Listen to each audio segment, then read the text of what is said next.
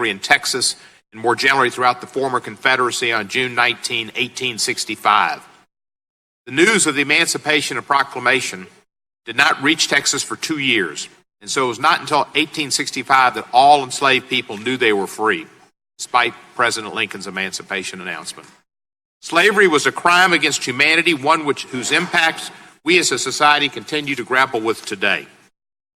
This year also marks the 400th anniversary of the first African slaves being brought to America. Slavery was our nation's original sin. Our Constitution protected it, embodying it in various compromises that gave disproportionate power to slave states. For example, the 3/5 clause count a slave as 3/5 of a person for population counts. Of course, they weren't considered persons but property. But that in turn gave disproportionate representation to slave states in the House of Representatives. The Constitution also created the Electoral College, a system of electing the President of the United States that gave slave states another avenue to exercise disproportionate influence over national affairs. It is only fitting, then, that we should hold a hearing today on H.R. 40, the Commission to Study and Develop Reparation Proposals for African Americans Act. My colleague, Representative Sheila Jackson Lee, who is in another hearing right now, she's here with us, thank you. A member of the subcommittee, is the current lead sponsor of this legislation, and I'm proud to be a co-sponsor with her, along with full committee chair Jerry Nadler, also a longtime co-sponsor of this bill. But the greatest credit for H.R. 40 belongs to two individuals. First and foremost, Mr. John Conyers.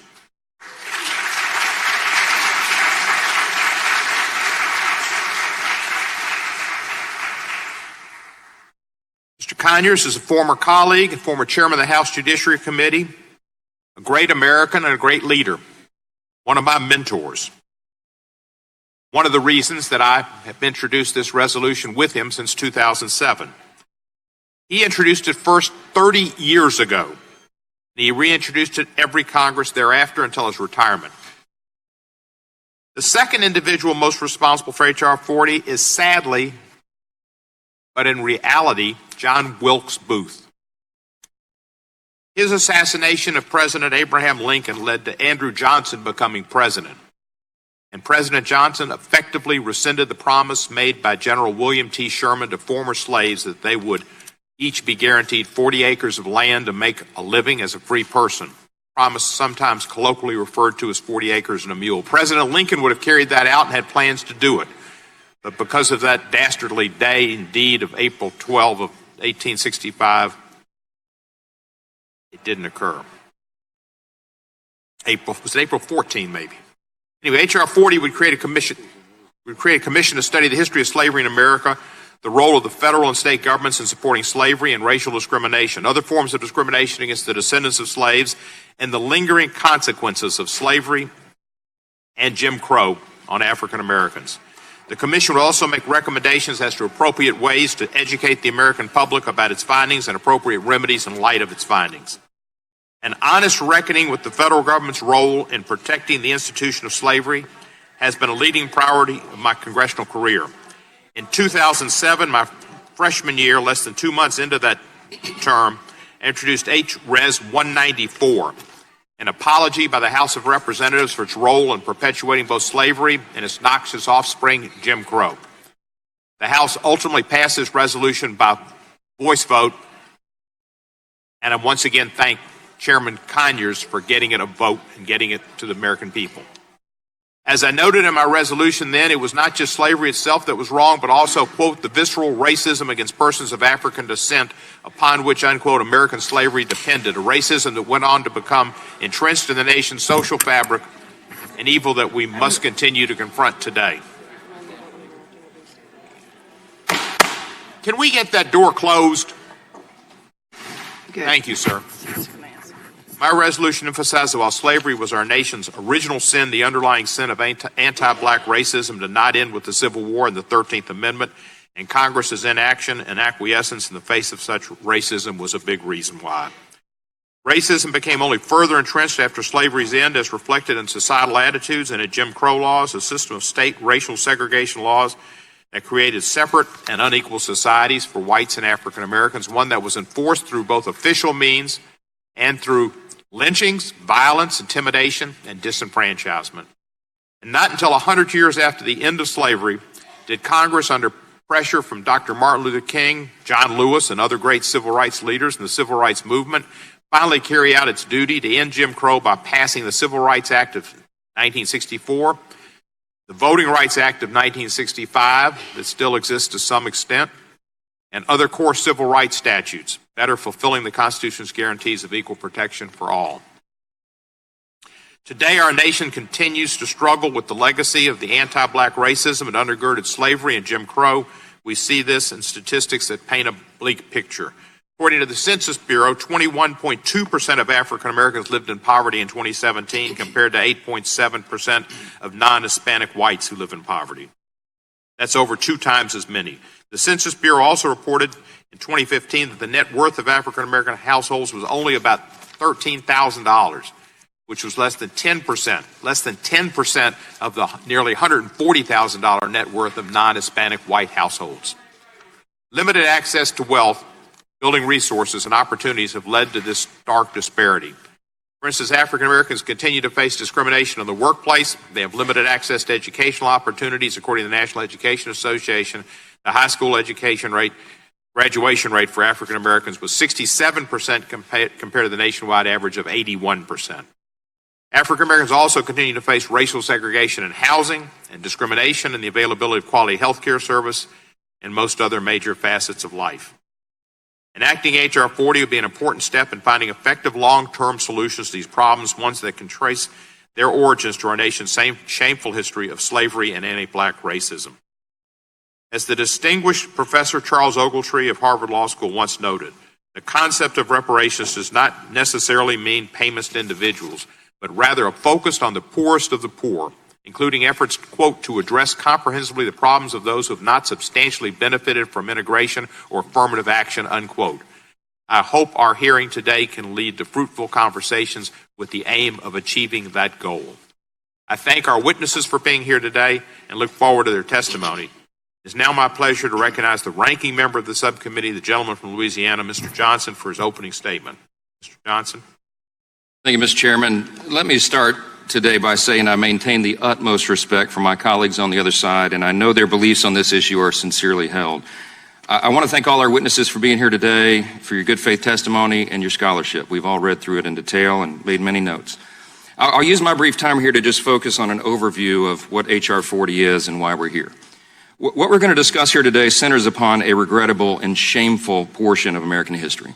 Slavery in America and elsewhere was a horrific injustice, the perpetuation of which was antithetically opposed to the founding ideals expressed in our Declaration of Independence and the Constitution, including its Bill of Rights. Of course, the evil institution of slavery was legally abolished over 150 years ago on December 6, 1865, via ratification of the 13th Amendment, following the end of the tragic Civil War. The bill today, H.R. 40, would, quote, establish a commission to study and develop reparation proposals for African Americans. There are serious questions about this from all sides of the political spectrum, and they're honest and sincere questions that we want to address. But putting aside the injustice of monetary reparations from current taxpayers for the sins of a small subset of Americans from many generations ago, let me finish. The fair distribution of reparations would be nearly impossible once one considers the complexity of the American struggle to abolish slavery. Just consider this, okay? There are tens of millions of today's non-African Americans who are descended from people who arrived in the country, of course, after slavery ended. And therefore, they can't be held responsible for its legacy. More tens of millions are descended from people in both the North and South who didn't own slaves, or who were descended from white people who fought in the Civil War on the Union side. Indeed, only a small percentage of the total American population were slave owners. For the aforementioned reasons and many others, such an approach has been widely unpopular, at least in our recent history. In the 1970s, civil rights organizations openly rejected the idea of reparations, which the NAACP's assistant director himself called, quote, an illogical, diversionary, and paltry way out for guilt-ridden whites, unquote. Bayard Rustin, who organized the 1963 March on Washington and was one of Martin Luther King Jr.'s closest advisors, described the concept as, quote, a ridiculous idea, unquote. Barack Obama opposed reparations when he ran for president in 2008, and Hillary Clinton and Bernie Sanders did as well 8 years later. In addition to all this, here in the Judiciary Committee, we have an obligation to acknowledge that any monetary reparations that might be recommended by the commission created by H.R. 40 would almost certainly be unconstitutional on their face. The reason for that, listen, wait a minute. The reason for that is a legal question. See, the legal question is the federal government can't constitutionally provide compensation today to a specific racial group because other members of that group, maybe several generations ago, were discriminated against and treated inhumanely. According to the U.S. Supreme Court, they would refer to that as an unconstitutional racial preference. See, the holding of the 1995 case, Richmond v. G.A. Cross and Company, is that racial set-asides and other entitlements are only constitutionally permissible to remedy the present effects of the government's own widespread and recent discrimination. And the federal government is not allowed to provide race-based remedies that are, quote, ageless in their reach into the past and timeless in their ability to affect the future, unquote. Now listen, I get it. I've read the scholarship. I know that some proponents of this legislation believe that the very discussion of reparations itself would be cathartic for our nation. But we have to ask if discussions can result in justice today. They certainly probably won't provide consensus. Instead, many people of good conscience believe they'll distract from the many persistent causes of current racial disparities. They certainly exist. The despicable racism of America's past is part of that, as Mr. Coates, for example, has documented in a very compelling way, but so are other social and cultural dynamics, which are themselves often negatively influenced by well-intended government policies. Let us be clear today. Racism violates the most fundamental principles of our great nation, and it breaks the heart of our just and loving God. The central idea of America, what has been called as our foundational creed, is that we boldly declare the self-evident truth that all men are created equal, and that we are thus endowed by our Creator with the same inalienable rights. Because each of us is made in the image of God, every single person has inestimable dignity and value, and our value is not related in any way to the color of our skin, what neighborhood we live in, our intelligence, or our abilities. Our value is inherent because it is given to us by our Creator. Many of my colleagues in this committee may not be aware that in addition to our 4 children still at home, my wife Kelly and I actually have a much older son who happens to be African American. We took custody of Michael and made him part of our family 22 years ago when we were just newlyweds, and Michael was just 14 and out on the streets and nowhere to go and on a very dangerous path. Michael's grown now. He has his own young family. He turns 36 years old next week, and he's a loving dad to 4 precious children of his own. God's been good to us, and he's a success story. I mention that today for one reason. I personally know the challenge that he has faced early in his life. I have walked with him through discrimination that he's had to endure over the years and the hurdles he's sometimes faced. I know all this because I was with him. I asked Michael this weekend what he thinks about the idea of reparations. In a very thoughtful way, he explained his opposition, and it reminded me of something that Harvard history professor Stephen Thurnston has previously testified in this very committee, and he said this quote as I'm wrapping up. Finally, I would urge the members of this subcommittee and the House of Representatives as a whole to ponder carefully the message that will be conveyed by the passage of this bill, H.R. 40. When you are behind in a foot race, the Reverend Martin Luther King Jr. said in 1963, the only way to get ahead is to run faster than the man in front of you. So when your white roommate says he's tired and goes to sleep, you stay up and burn the midnight oil. Dr. King's words reflect an important tradition of self-reliance, I'm still quoting, that has had eloquent advocates in the African American community. Frederick Douglass, Booker T. Washington, W.E.B. Du Bois, and many others. All of them were saying in their different ways that African Americans were not powerless to better their lives until America owned up to its historical sins and offered them a generous financial settlement. The point is as important today as ever. That's what he wrote to this committee the last time, or one of the last times this was debated. Those great leaders encourage people to take control of and responsibility for their own lives because that gives every human being a greater sense of meaning, purpose, and satisfaction. And I know everybody in this room probably agrees with that idea, that principle. The premise of H.R. 40 and similar legislation, however well-intended they may be, risks communicating the opposite message. Would it propagate a worldview that says external forces from a century and a half ago are directing the fate of black Americans today? I mean, it's an honest question some people ask. I think people who wholeheartedly agree that our nation is still in the process of healing from its reprehensible sins of the past can ask that question. There's no doubt that prejudice exists in our society just as it has in every society since the fall of man in the garden. It exists in many communities and between many different races and types of people, sadly, and it is not reserved to just one race or class or ethnicity against another. We all know that. All of it is despicable, and every single instance of it is un-American. The honest question we have today, and that's what we're here to discuss, is what do we do about it? All of us are here to listen to the thoughtful discussion today. I hope we'll do it respectfully and with civility. We approach it in good faith. I promise you every member of Congress does. And I look forward to hearing from all of our witnesses. Thank you again. I yield back. Thank you, Mr. Johnson. And I want to apologize. We're not supposed to, in the audience, respond or speak out or applaud or cheer. And I'm probably wrong for having encouraged and allowed what I think was a proper reverence for Mr. Conyers. But if you'd not allow my error to be compounded, try to keep cool. And I'd now like to recognize the chairman of the full committee, Mr. Nadler. Thank you, Mr. Chairman, for calling this important hearing. This year, we mark the 400th anniversary of the first enslaved Africans arriving at the colony of Jamestown, Virginia. Today's hearing on H.R. 40 and the path to restorative justice gives us the opportunity to reflect on the shameful legacy of slavery and Jim Crow in this country and to examine how we can best move forward as a nation. For nearly 3 decades, the former chairman of the Judiciary Committee, John Conyers of Michigan, introduced H.R. 40, which would establish a commission to study reparations proposals for African Americans. Our colleague, the gentlewoman from Texas, Ms. Jackson Lee, has taken up sponsorship of this legislation, and I am pleased to be a co-sponsor, as I was a co-sponsor for many years when it was sponsored by Mr. Conyers.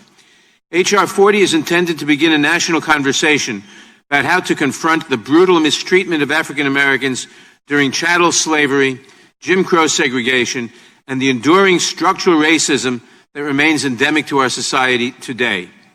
Even long after slavery was abolished, segregation and subjugation of African Americans was a defining part of this nation's policies that shaped its values and its institutions.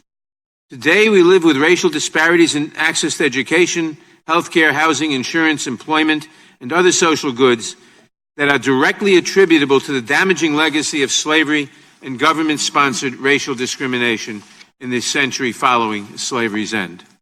It is important to recognize that H.R. 40 makes no conclusion about how to properly atone for and make recompense for the legacy of slavery and Jim Crow and their lingering consequences. Instead, it sets forth a process by which a diverse group of experts and stakeholders can study the complex issues involved and make recommendations to us. Most serious reparations models that have been proposed to date have focused on restorative community-based programs of employment, healthcare, housing, and education initiatives, righting wrongs that cannot be fixed with checks alone. This moment of national reckoning comes at a time when our nation must find constructive ways to confront a rising tide of racial and ethnic division. In April, this committee held a hearing on hate crimes and the rise of white nationalism in order to begin framing a federal response. Hate crimes, white supremacy, the legacy of slavery, the legacy of Jim Crow, all hold back our country's longstanding efforts to carry out what the preamble to our Constitution says it is designed to do, to form a more perfect union. Reparations, in the context of H.R. 40, are ultimately about respect and reconciliation, and the hope that one day all Americans can walk together toward a more just future. I hope that the commission established by H.R. 40 can help us better comprehend our own history and bring us closer to racial understanding and advancement and justice. Today's hearing gives the subcommittee an important opportunity to hear from witnesses directly involved in shaping the discourse on healing our society and creating a path to restorative justice. I am pleased that we have such a distinguished panel of witnesses whose testimony will assist us greatly in understanding the scope of our inquiry. The discussion of reparations is a journey in which the road traveled may be almost as important as the exact destination.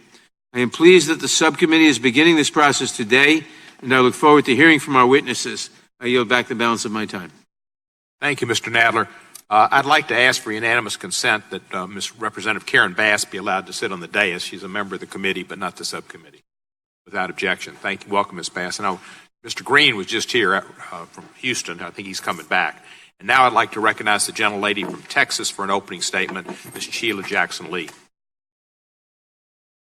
Chairman, thank you very much, and thank you to Chairman Nadler for identity of H.R. 4 as a legitimate legislative action that should receive the full hearing of this committee, should in fact have a markup, go to the floor of the House, go to the United States Senate, and be signed by the President of the United States of America. This is an action of legislative commitment, and this is not a symbolic action, though I am gratified that we are having this hearing on Juneteenth. For those of us who understand Juneteenth, 2 years after the Emancipation Proclamation, there were those Africans who did not have freedom until 1865. So let me begin and indicate to my friends who have expressed a variety of assessments of H.R. 40 and say that America is a place that welcomes the diversity of thought. We even welcome the diversity of thought among the multicolored chocolate people that are African Americans, descendants of African slaves. Let me be very clear.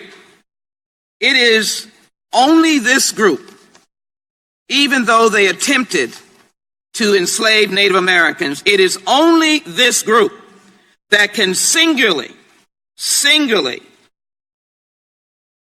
claim to have been slaves under the auspices, the institution, and leadership of the United States government. And so, H.R. 40 is in fact the response of the United States of America long overdue. Slavery is the original sin. Slavery has never received an apology. This commission would be comprised of members selected by the President of the United States, the Speaker of the House, the leader, and of course, those who've been entrenched in this process. I spoke to John Conyers yesterday. I'm honored to have been given the opportunity to lead this bill. John Conyers said to move on and to lead on, and for us to take this forward. Thank you, Congressman John Conyers, for all that you have done. So let me share with you just a sense of what we face. Let me first of all say the number of Africans who died in the Middle Passage, over 2 million. Number of enslaved who died during slavery, first, second, and third generation, over 2.5 million. The transatlantic slave trade was the largest movement of people in history.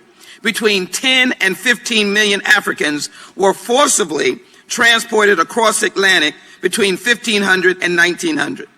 At least 2 million Africans, 10 to 15%, died in the infamous Middle Passage, as I said, and another 15 to 30% died during the march to or confinement along the coast. Altogether, for every 100 slaves who reached the New World, another 40 died in Africa or during the Middle Passage. Who has a history like that? Reparations and the idea of this commission should be welcomed by all Americans. For we are not asking one American to give one payment. What we're saying is it's the only way that slavery ended was a governmental action of the 13th Amendment, governmental action. And Reconstruction failed after 12 years because it was imploded by governmental people. And after Reconstruction, a reign of terror that had never been seen. The hanging fruit, the lynching, the oppression of voting, the tearing away of land, and the amazing concept of the continuing de jure and de facto impact of slavery today.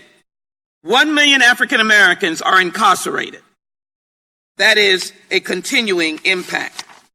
The black employment rate is 6.6%, in spite of what has been said currently, more than double the national unemployment rate.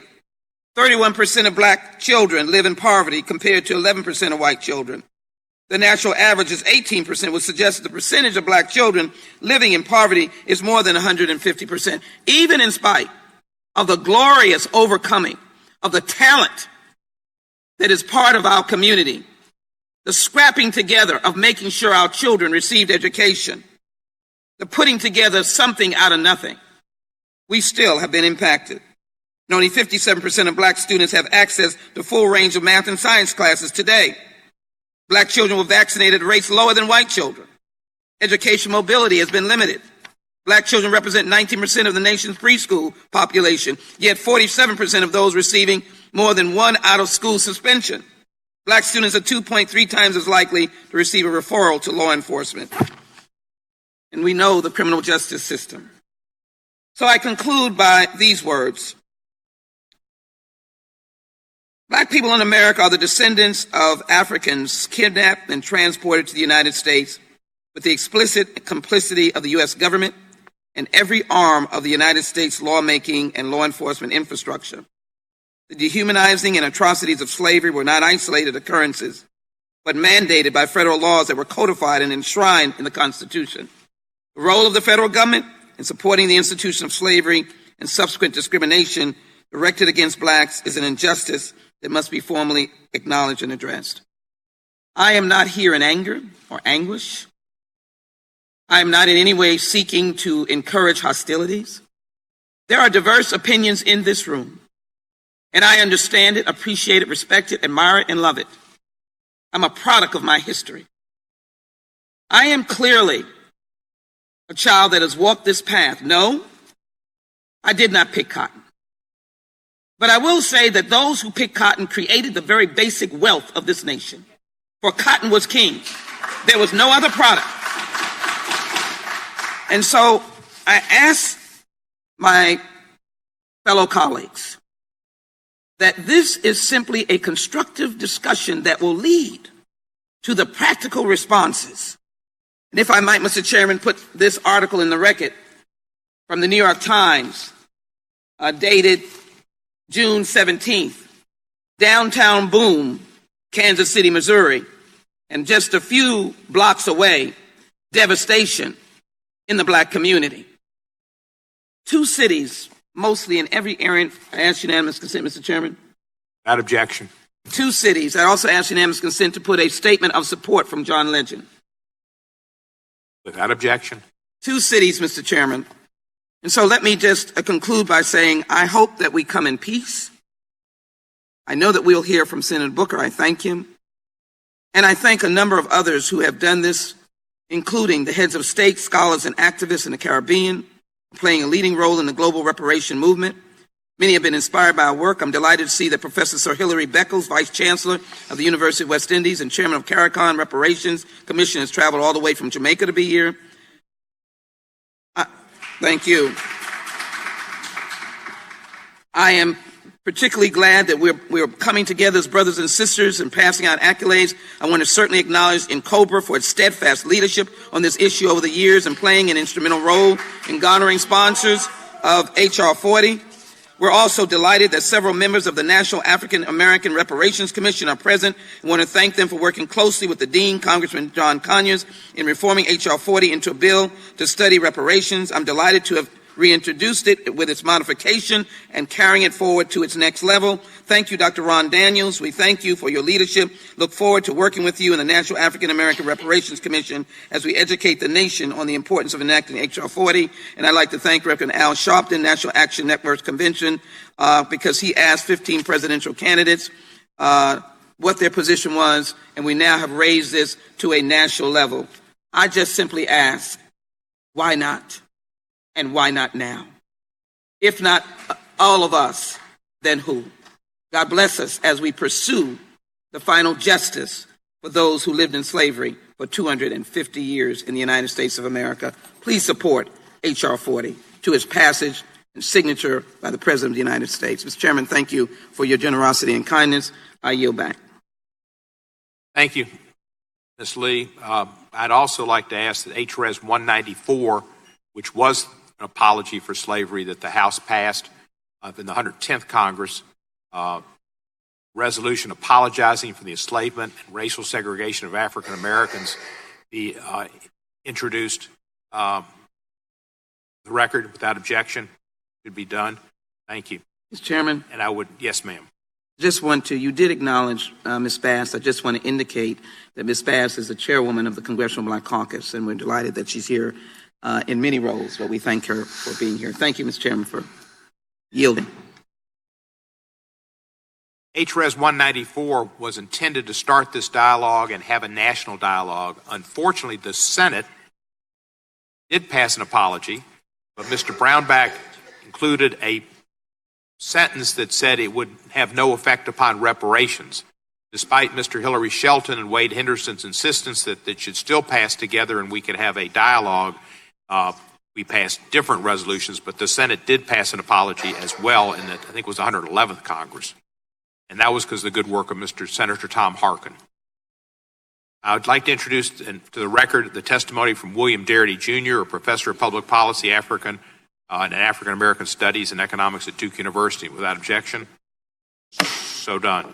And now I would like to come to the first panel, and we'd like to welcome to the first panel Senator Cory Booker. Senator Booker, your written statement will be entered into the record.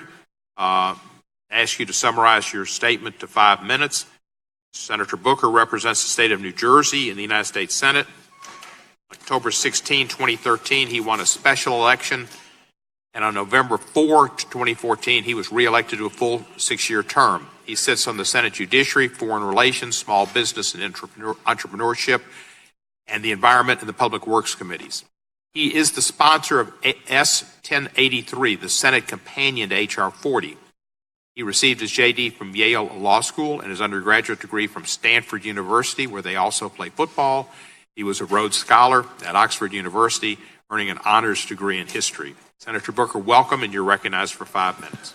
Thank you very much, Chairman Nadler, Chairman Cohen, Ranking Member Collins, and Ranking Member Johnson.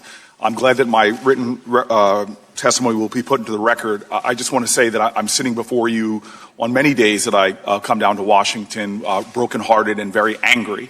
I live in a black and brown inner city community below the poverty line. I've lived and worked in communities like this all my adult life. And yesterday, hundreds of yards from where I live, there were 7 black men shot.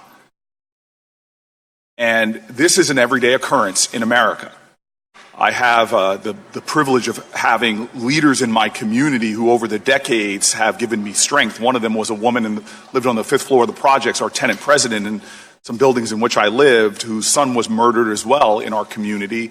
And she taught me that hope is the active conviction that despair won't have the last word. But on a day like this, when I come back to Washington, D.C., 7 people shot in my community, I wonder if other senators had people shot like that in their neighborhood, whether that wouldn't be a lead national story. But I see the lives of low-income folks, the lives of black and brown folks. When people are shot and killed, the world seems to keep going on. And so I wonder about having the last word. What happens when the last word is no words, when it's silence? And I feel a sense of anger where we are in the United States of America, where we have not had direct conversations about a lot of the root causes of the inequities and the pain and the hurt manifested in economic disparities, manifested in health disparities, manifested in a criminal justice system that is indeed a form of new Jim Crow. And so we as a nation have not yet truly acknowledged and grappled with racism and white supremacy that has tainted this country's founding and continues to persist in those deep racial disparities and inequalities today. This is a very important hearing. It is historic. It is urgent. I look at communities like mine, and you could literally see how communities were designed to be segregated, designed based upon enforcing institutional racism and inequities. We know that racialized violence and terrorism has persisted from Reconstruction well into the 1950s, as my friend Brian Stevenson's National Memorial for Peace and Justice shows. We've seen bombings of churches. We've seen massacres at places as recently as the Emmanuel AME Church just 4 years ago. The stain of slavery was not just inked in bloodshed, but in the overt state-sponsored policies that fueled white supremacy and racism and have disadvantaged African Americans economically for generations. Many of the bedrock policies, in fact, that ushered generations of Americans into the middle class were designed to exclude African Americans, from the GI Bill to Social Security, intentionally designed to exclude blacks, as was school segregation, redlining, neighborhoods like the one in which I live, which were by design walled off and disinvested in. And while these policies of the past, their damage and their reality has endured across generations and have created and led to so much of the racial wealth gaps in our country. Right now, we see cities like Boston where the average white family has somewhere around $240,000 in wealth, and the average black family has about $8 in wealth. Health outcomes also vary widely by race. National black women are nearly 4 times as likely to die from pregnancy complications as white women, and in so many other areas. Our criminal justice system as well. No difference between blacks and whites for using drugs or selling drugs, but African Americans are about 4 times more likely to be arrested. These injustices do not just cause injustice for African Americans. It enforces a deep injustice in our nation as a whole. It is a cancer on the soul of our country and hurts the whole body politic, making us all less wealthy, making us all less just, making us all fall far short from being who we say we are when we swear an oath that this will be a nation of liberty and justice for all. I believe this is an urgent moment, and this bill, which I am now leading on the Senate side, is the beginning of an important process, not just to examine and study this history that has not been addressed, the silence that persists, but also to find practical ideas to address the enduring injustices in our nation.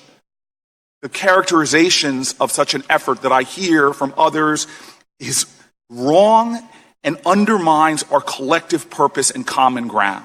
This idea that it's just about writing a check from one American to another falls far short of the importance of this conversation and what I believe we will truly talk about. I say that I am brokenhearted and angry right now. Decades of living in a community where you see how deeply unfair this nation is still to so many people who struggle, who work hard, who do everything right but still find themselves disproportionately with lead in their water, Superfunds in their neighborhood, schools that don't serve their genius, healthcare disparities that still affect their body and their well-being. We as a nation must address these persistent inequalities or we will never fully achieve the strength and the possibility. Hope is the active conviction that despair will not have the last word. I believe right now, today, we have a historic opportunity to break the silence, to speak to the ugly past, and talk constructively about how we will move this nation forward. As the old African saying says, if you want to go fast, go alone. If you want to go far, go together. It's about time we find the common ground and the common purpose to deal with the ugly past and make sure that generations ahead do not have to continue to mark disparities, but can truly talk about a nation where, as our ancestors spoke from the good book, where justice rolls down like water and righteousness like a mighty stream. Thank you, Mr. Chairman. Thank you so much, Senator Booker. I appreciate your testimony. Very heartfelt and well received. I do also want to just reiterate that Congressman Al Green was here and great champion. Now I'd like to call upon our second panel and thank Senator Booker for his sponsorship and his statement and wonderful words. Thank you, sir. Second panel, if they'd come forward, I guess we need chairs. There we go. The chair crowd is here. Good.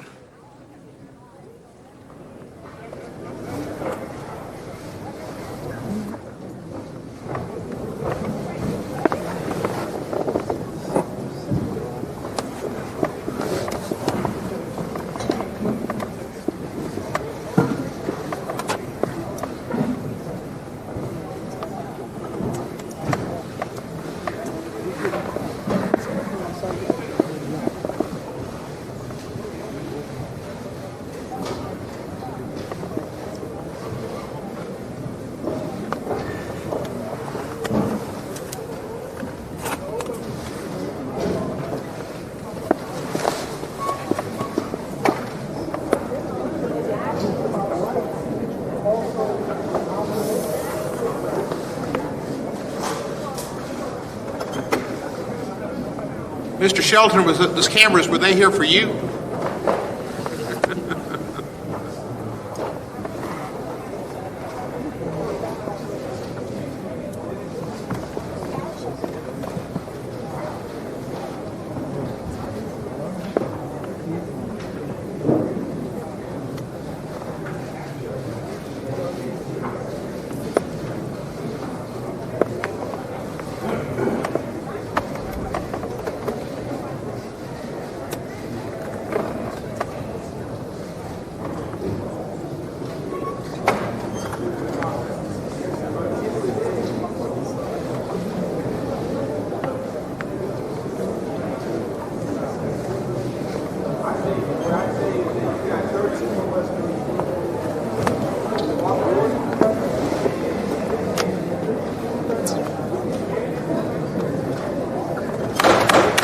Okay, enough with the pictures.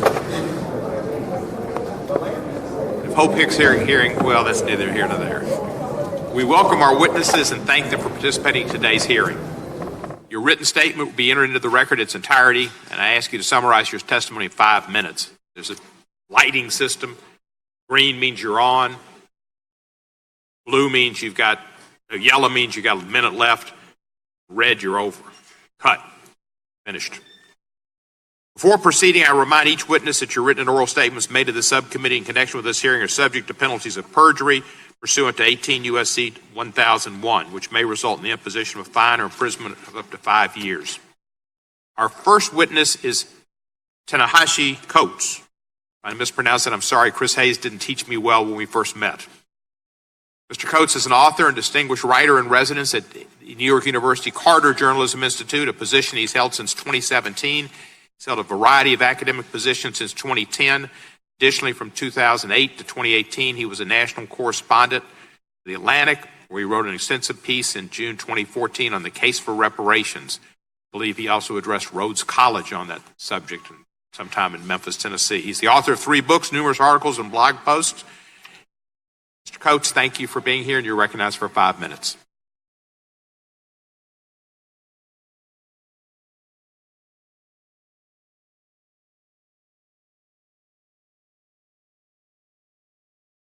Yesterday, when asked about reparations, Senate Majority Leader Mitch McConnell offered a familiar reply.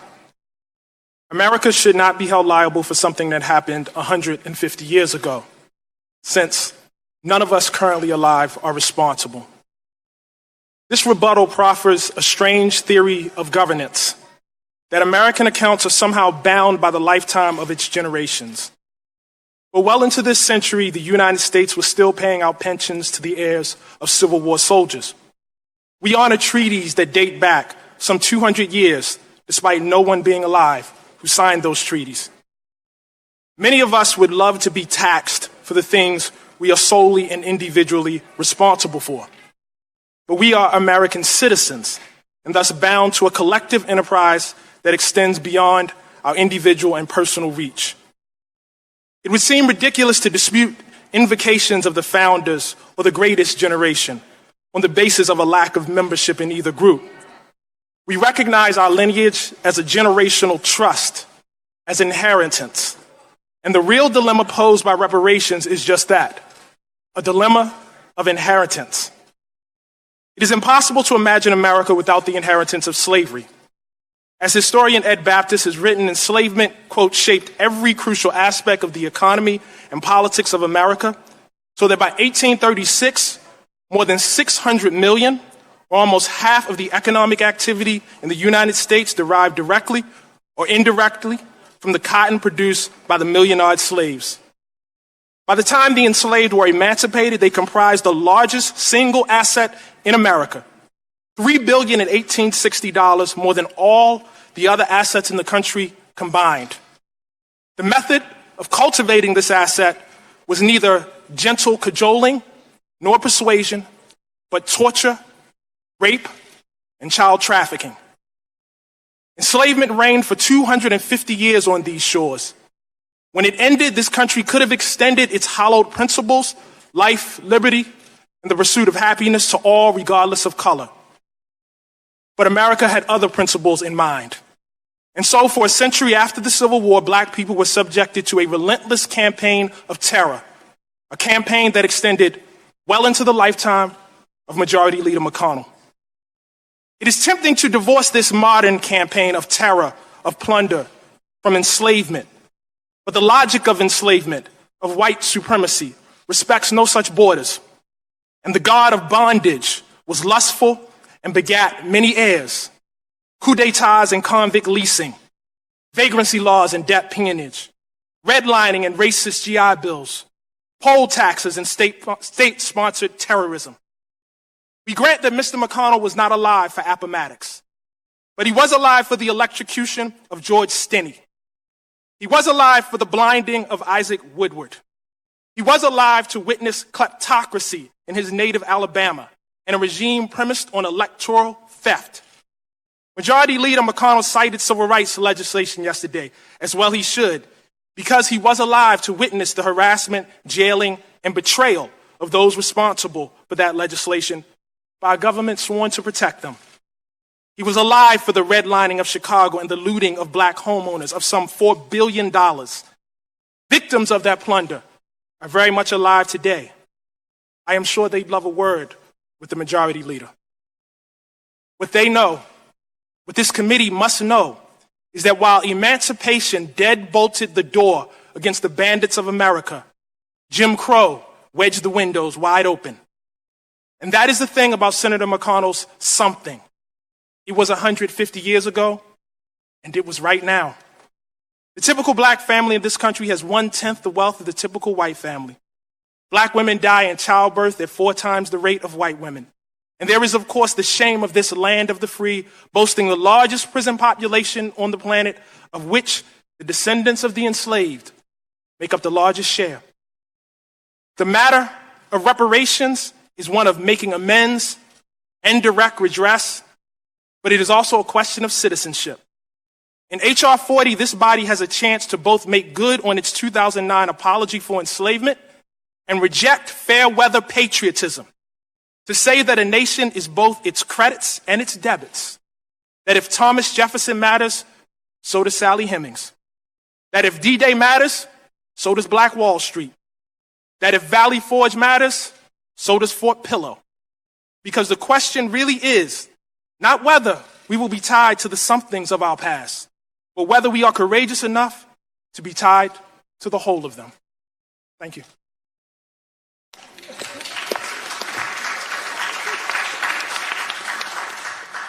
Thank you, Mr. Coates. Next witness is Mr. Danny Glover, actor, producer, and an activist for various causes. He's currently Goodwill Ambassador for UNICEF, chairman of the board of Trans-Africa Forum, an African-American lobbying organization for Africa and the Caribbean, and a friend of Harry Belafonte. You're recognized for 5 minutes.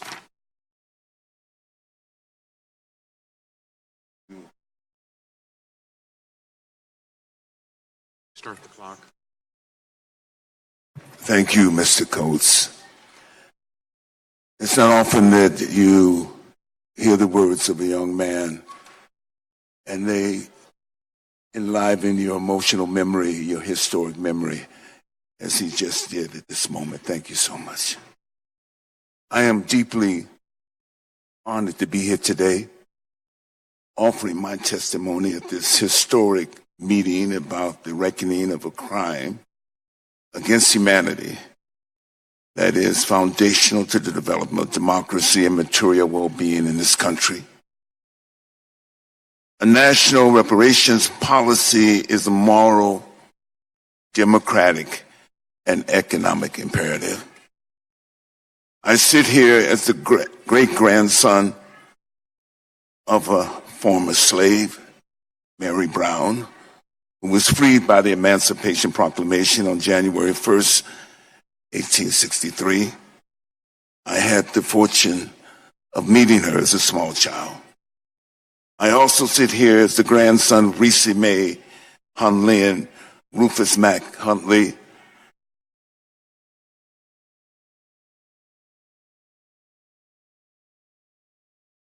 My maternal grandparents, who were both born before Plessy versus Ferguson, Supreme Court decision in 1896. And for a significant portion of their lives, they worked as sharecroppers and tenant farmers in rural Georgia until they were able to save enough money to purchase a small farm. They were subsistence farmers. Despite much progress over the centuries, this hearing is yet another important step in the long and heroic struggle of African Americans to secure reparations for the damages inflicted by enslavement and post-emancipation and racial exclusionary policies. Many of the organizations who are present today at this hearing are amongst the historical contributors to the present national discourse, congressional deliberations, and Democratic Party presidential campaign policy discussions about reparations. We are also indebted to the work of Congressman John Conyers for shepherding this legislation. The adoption of H.R. 40 can be a signature legislative achievement, especially within the context of the United Nations International Decade of People of African Descent. We should also note that the Common Market Nations and the Caribbean Community, CARICOM, Reparations Commission, chaired by Professor Sir Hilary Beckles, who is here with us today, has exercised a leadership role from which we as a nation can benefit. Our sustained, direct, effective policy actions in full collaboration with African Americans and progressive citizens, allies, is the ultimate proof of the sincerity of our national commitment to repair the damages of the legally and often religiously sanctioned inhumanity of slavery, segregation, and current structural racism that limit full democratic participation and material advancement of African Americans and of our country's progress as a beacon of justice and equality. So I call on all of the elected public officials in the Congress to demonstrate your commitment in action today and stand forth with Congresswoman Sheila Jackson Lee and co-sign H.R. 40.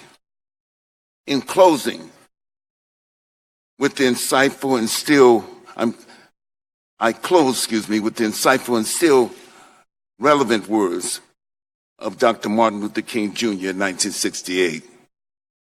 And I quote, "Why is the issue of equality still so far from solution in America? A nation which professes itself to be democratic, inventive, hospitable to new ideas, rich, productive, and ultimately powerful. Justice for Black people will not flow into society merely from court decisions, nor from fountains of political oratory, nor will a few token changes quell all the tempestuous yearnings of millions of disadvantaged Black people. White America must recognize that justice for Black people cannot be achieved without radical changes in the structure of our society. The comfortable, the entrenched, the privileged cannot continue to tremble at the prospect of change in the status quo." Thank you. Thank you. Go ahead.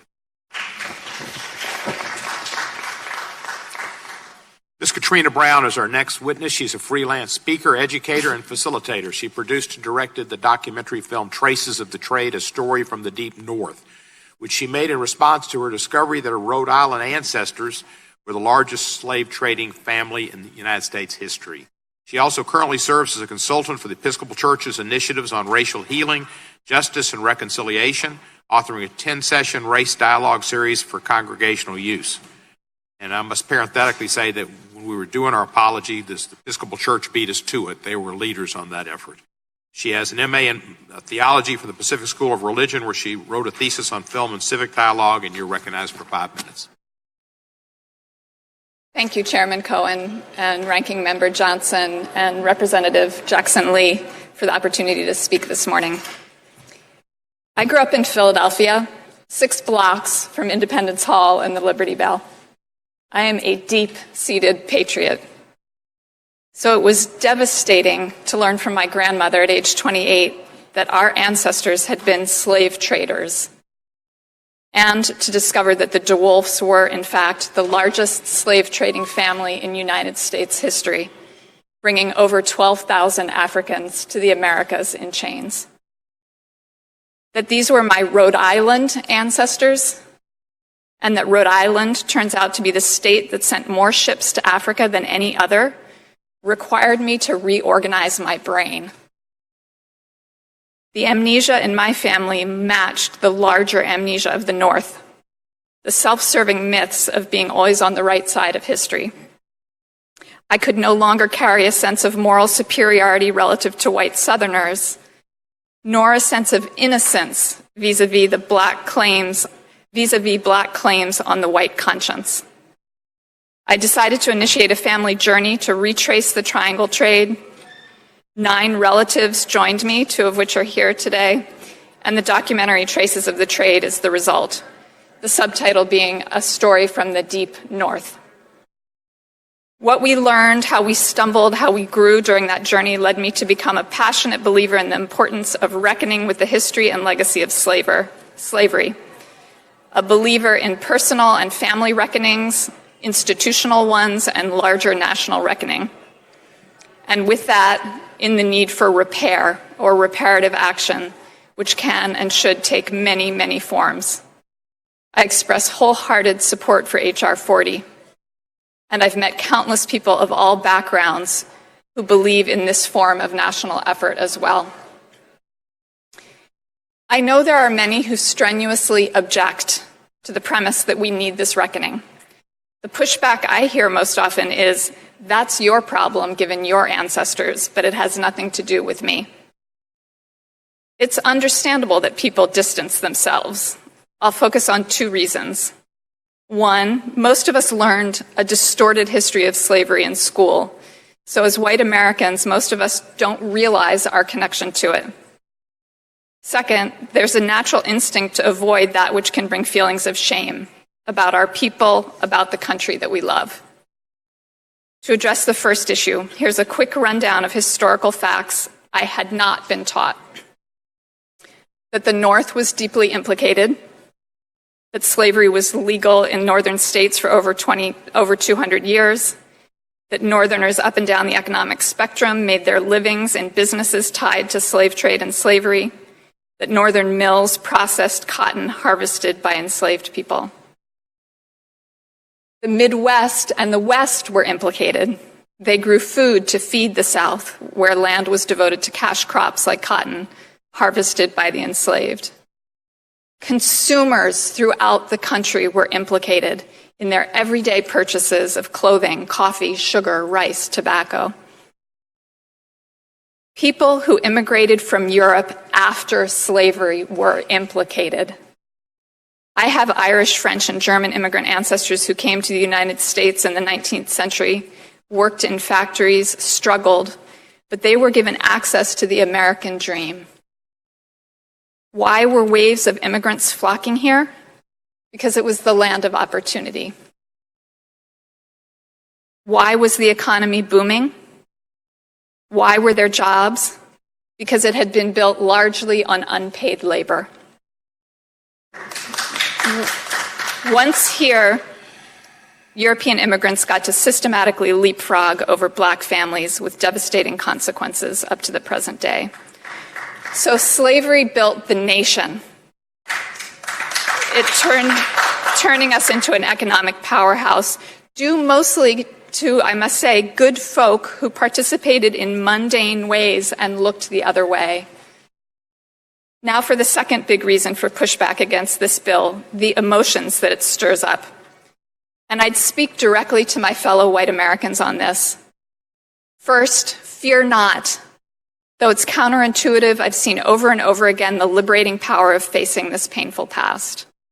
Second, white people tend to imagine that black people are angry at us. But in my experience, black Americans don't blame us for the deeds of bygone ancestors, but are rightfully angry that we don't just drop the defensiveness or the self-absorbed guilt and sign up to work with them, shoulder to shoulder, to tackle the legacies that are still with us. Third, when we let go of defensiveness or guilt, we can get to a healthy and shared grief, which opens the door to sober, sacred, respectful, creative, collective conversation about how to make things right. There are scores of organizations that are already able to attest to this, the power of this work. They know, I know, that the process that a commission would help the country embark upon could be a transformative, positive, and life-giving thing for the country as a whole, a beautiful thing. It is good for the soul of a person, a people, and of a nation to set things right. Thank you.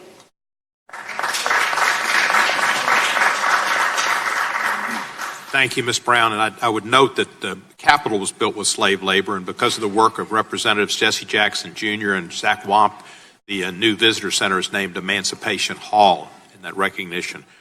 Mr. Coleman Hughes is a columnist for Quillette and has worked as a freelance opinion writer since January 2018. He's had pieces published in the Wall Street Journal, the National Review, the City Journal, and the Spectator. He's studying philosophy at Columbia University, and we appreciate your attendance, and you're recognized for 5 minutes, sir. Thank you, Chairman Cohen, Ranking Member Johnson, and members of the committee. It's an honor to testify on a topic as important as this one. Nothing I'm about to say is meant to minimize the horror and brutality of slavery and Jim Crow. Racism is a bloody stain on this country's history, and I consider our failure to pay reparations directly to freed slaves after the Civil War to be one of the greatest injustices ever perpetrated by the U.S. government. But I worry that our desire to fix the past compromises our ability to fix the present. Think about what we're doing today. We're spending our time debating a bill that mentions slavery 25 times, but incarceration only once, in an era with no black slaves, but nearly 1 million black prisoners. A bill that doesn't mention homicide once, at a time when the Center for Disease Control reports homicide as the #1 cause of death for young black men. I'm not saying that acknowledging history doesn't matter. It does. I'm saying there's a difference between acknowledging history and allowing history to distract us from the problems we face today. In 2008, the House of Representatives formally apologized for slavery and Jim Crow. In 2009, the Senate did the same. Black people don't need another apology. We need safer neighborhoods and better schools. We need a less punitive criminal justice system. We need affordable health care. And none of these things can be achieved through reparations for slavery. Nearly everyone close to me told me not to testify today.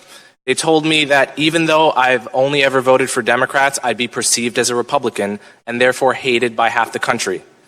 Others told me that by distancing myself from Republicans, I would end up angering the other half of the country. And the sad truth is that they were both right. That's how suspicious we've become of one another. That's how divided we are as a nation. If we were to pay reparations today, we would only divide the country further, making it harder to build the political coalitions required to solve the problems facing black people today. We would insult many black Americans by putting a price on the suffering of their ancestors. And we would turn the relationship between black Americans and white Americans from a coalition into a transaction, from a union between citizens into a lawsuit between plaintiffs and defendants. What we should do is pay reparations to black Americans who actually grew up under Jim Crow and were directly harmed by second-class citizenship, people like my grandparents. But paying reparations to all descendants of slaves is a mistake. Take me, for example. I was born 3 decades after the end of Jim Crow into a privileged household in the suburbs. I attend an Ivy League school. Yet I'm also descended from slaves who worked on Thomas Jefferson's Monticello plantation. So reparations for slavery would allocate federal resources to me, but not to an American with the wrong ancestry, even if that person is living paycheck to paycheck and working multiple jobs to support a family. You might call that justice. I call it justice for the dead at the price of justice for the living. I understand that reparations are about what people are owed, regardless of how well they're doing. I understand that. But the people who are owed for slavery are no longer here, and we are not entitled to collect on their debts. Reparations, by definition, are only given to victims.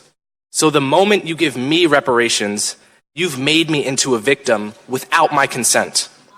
Not just that, you've made 1/3 of Black Americans who poll against reparations into victims without their consent.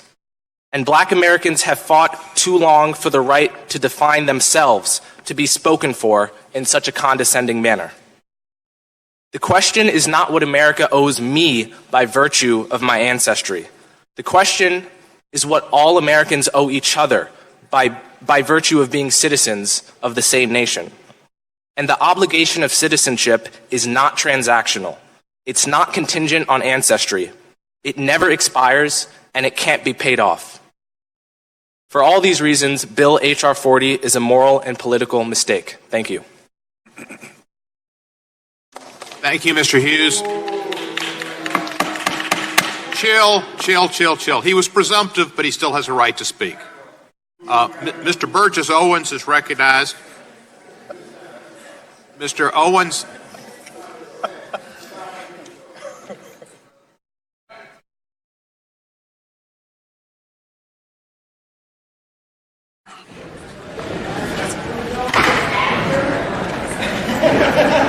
Every witness and everybody here should be treated with respect, and please do so. Mr. Burgess Owens is an author and a retired professional football player for the New York Giants and the Oakland Raiders. He's the author of a number of books, including the 2016 book Liberalism, or How to Turn Good Men into Whiners, Weenies, and Wimps, which offers a history and analysis of the Black experience in the United States. He attended the University of Miami, home of the Ibis, blow hurricane blow. Mr. Owens, you're recognized for 5 minutes. Thank you so much for this opportunity. I'm going to take a different tack from beginning.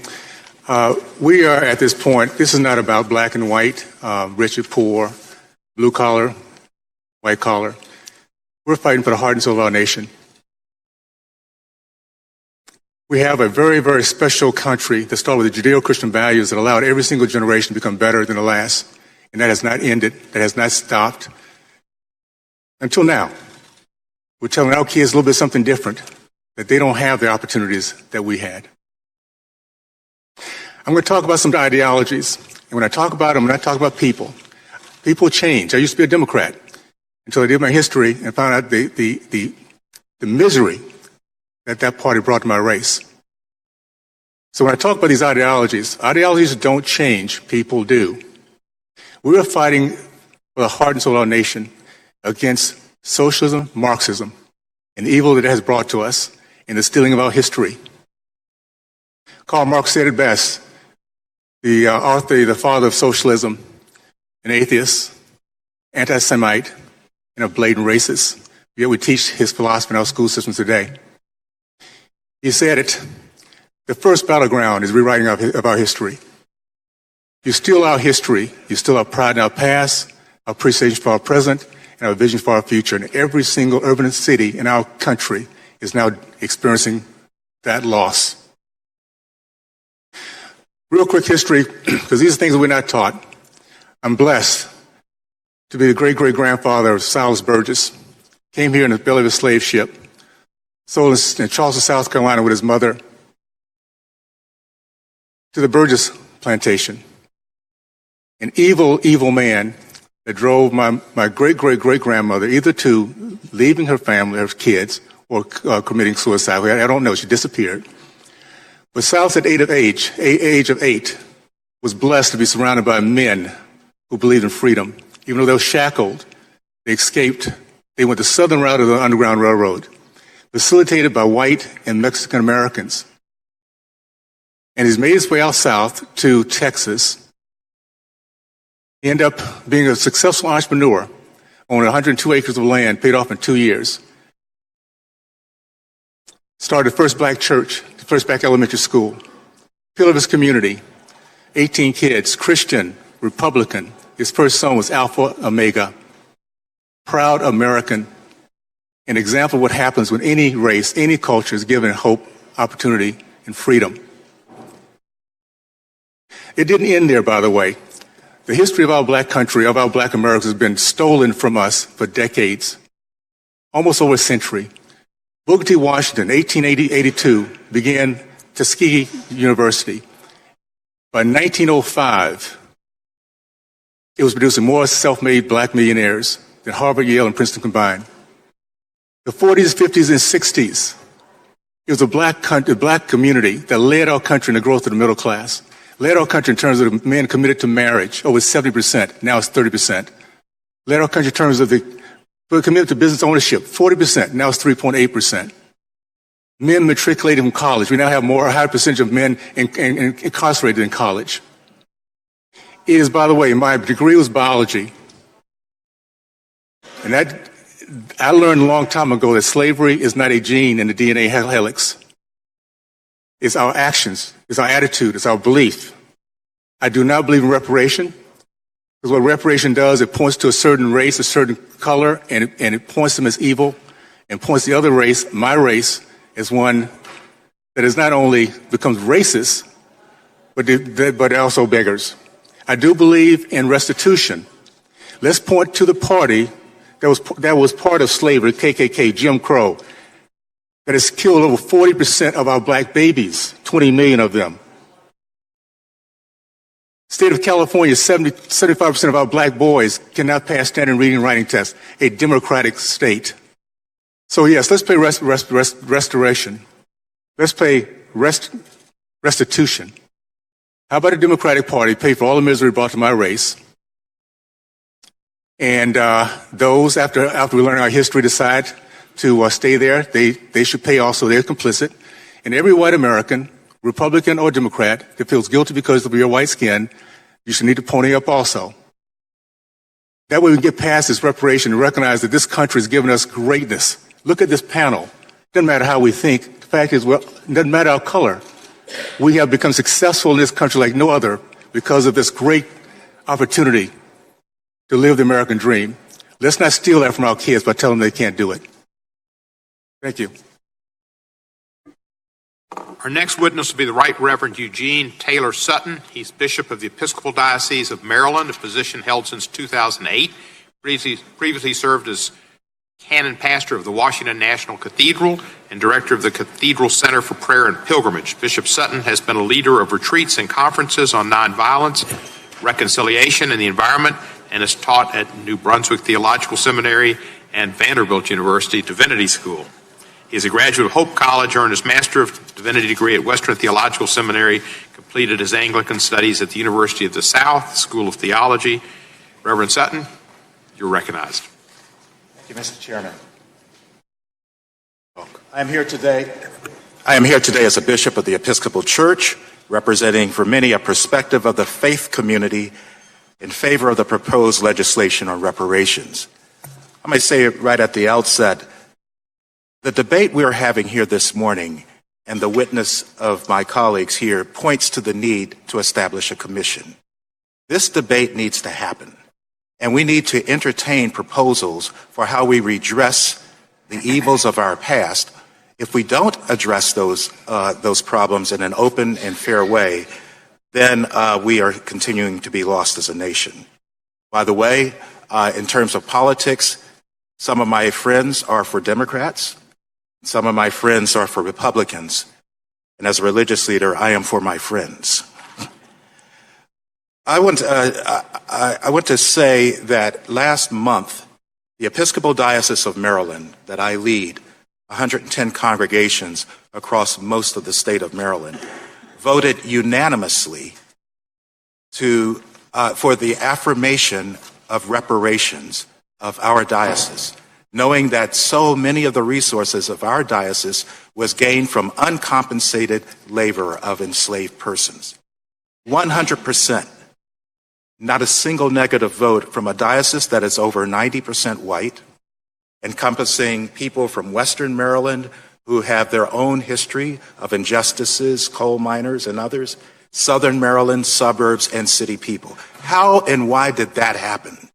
If it could happen in that diocese, I'm convinced it can happen in America. It happened because when the issue of reparations are fairly and fully explained, Americans want to do the right thing. That issue of reparations is mired in emotion.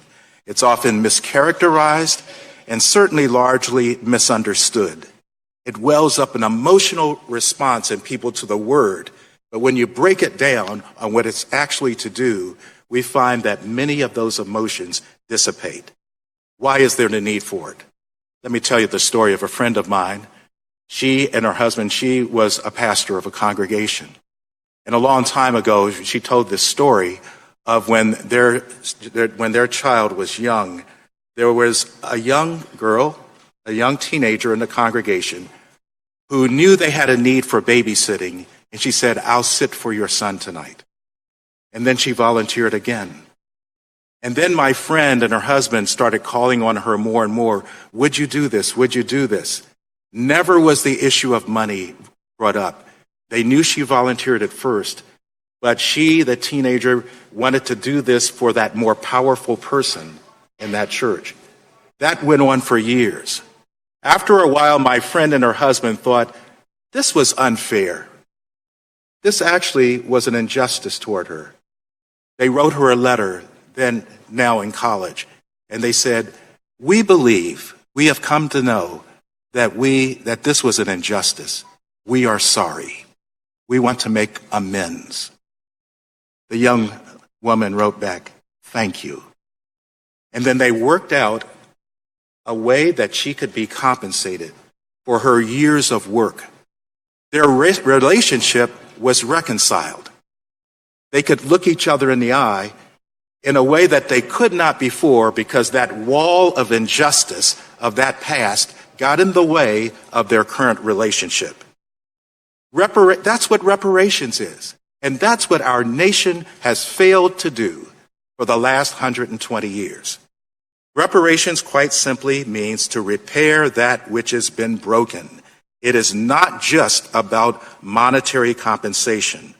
An act of reparation is an attempt to make whole again, to restore, to offer atonement, to make amends, to reconcile for a wrong or an injury. It is not the transfer of money from white people to black people. It is what this generation, our generation, will do to repair the broken pieces of the racial mess that we have all inherited. As an African American who is a descendant of slaves who were never compensated, I can honestly say to all white people, we've forgiven you. We forgave this country a long time ago, and we continue to forgive every day, but we are not reconciled. To reconcile means to put back together again that which has been broken. After the hard-fought abolition of slavery, there was a fateful denial in our nation of reparations for freed African American people, even though in many instances, white plantation owners received reparations in the form of compensation for the losses they incurred from the Civil War and the end of slavery. This nation is not, we know about reparations, it's just that it's never been done for those who've deserved it the most. Finally, I'm a Christian. That means I hold to the Holy Scriptures of the Old and New Testaments as my guidepost and to the teachings of Jesus. The Bible mandates that leaders are to be held accountable for the fair and equal treatment of every inhabitant in the land. All of us have been taught to love everyone, regardless of their race and human condition. However, We must come to acknowledge that there can be no love without justice, and there can be no justice without some form of repairing an injustice. I hear from many of my white friends, white brothers and sisters, this question: what do black people want? Haven't we done enough? What do they want? I want to turn the question around. What do you want? What kind of America do you want to live in? If you are happy with the state of race relations now, don't do anything on this issue. But if you want a reconciled nation, let's get this commission and let's entertain those proposals. Thank you very much, Reverend. Before I recognize our next witness, I want to recognize a member of Congress who's here, Representative Frederica Wilson from Florida, and we appreciate your attendance. Our next witness is Dr. Julianne Malveaux. Dr. Malveaux is a labor economist, noted author, and frequent media commentator. She wrote a weekly column for more than a decade that appeared in newspapers across the country, including the LA Times, the Charlotte Observer, the New Orleans Tribune, Detroit Free Press, and the San Francisco Examiner. Hosted television and radio programs and appeared widely as a commentator on networks including CNN, BET, PBS, NBC, ABC, Fox News, MSNBC, CNBC, C-SPAN, our favorite station, and others. She also served as the 15th president of Bennett College for Women, America's oldest historically black women's college, received her PhD in economics from MIT and her bachelor's and master's degrees from Boston College. Thank you for your coming, and you're recognized for 5 minutes. Chair Cohen, thank you so very much for this opportunity. I also want to thank my sister friend, Congresswoman. The mic may not be on. Okay, sorry about that. What do I have to do? I have to... Yeah. Okay. I want to thank my sister friend, Dr. Congresswoman Sheila Jackson-Lee, and my twin sister over there, Congresswoman Karen Bass. People frequently comment on our resemblance. And, of course, Congressman Nadler, for your work and your leadership, Keenan, and Dr. Ron Daniels, who is here and has been mentioned for his leadership of NARC, the National African American Reparations Commission, on which I serve. I am delighted to be here because this hearing is not on time, it's like overtime. It's more than time for us to deal with the injustices that African American people not only have experienced in history, but continue to experience. I'm an economist, so economics is a study of who gets what, when, where, and why. It's a study of the way the factors of production are paid. The elements are land, labor, capital, and the secret sauce. Some people call it entrepreneurial ability, some call it creativity. Land gets rent, labor gets wages, capital gets interest, and the secret sauce gets profits.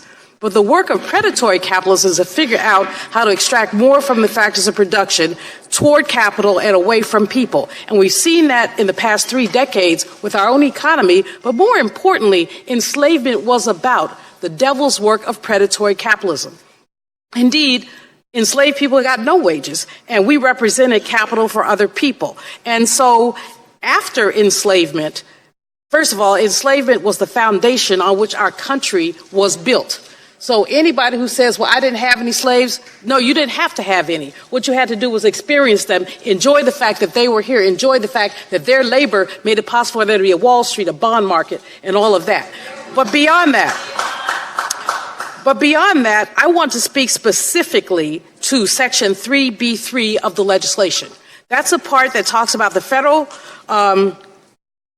and state laws that discriminate against formerly enslaved Africans and their descendants who are deemed United States citizens.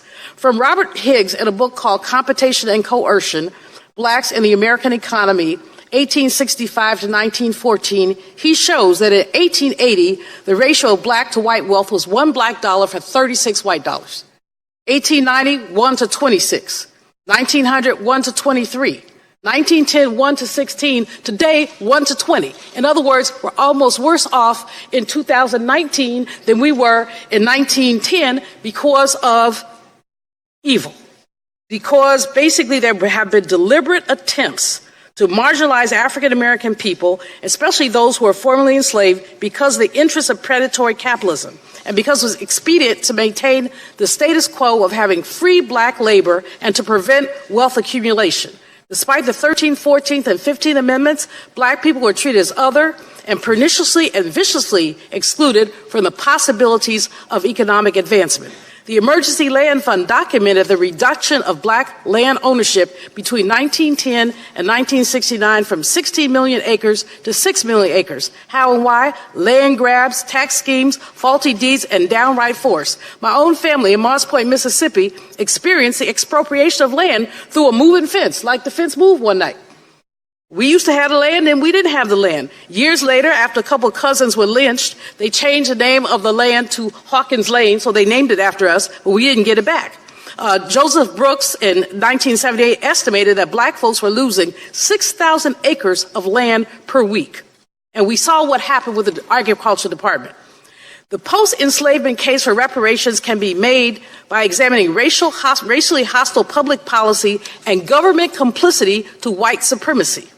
You all have an article that I wrote for the ACLU that talks about several cases, Memphis, Wilmington, North Carolina, Tulsa, Oklahoma. But these were the tip of the iceberg. This happened everywhere.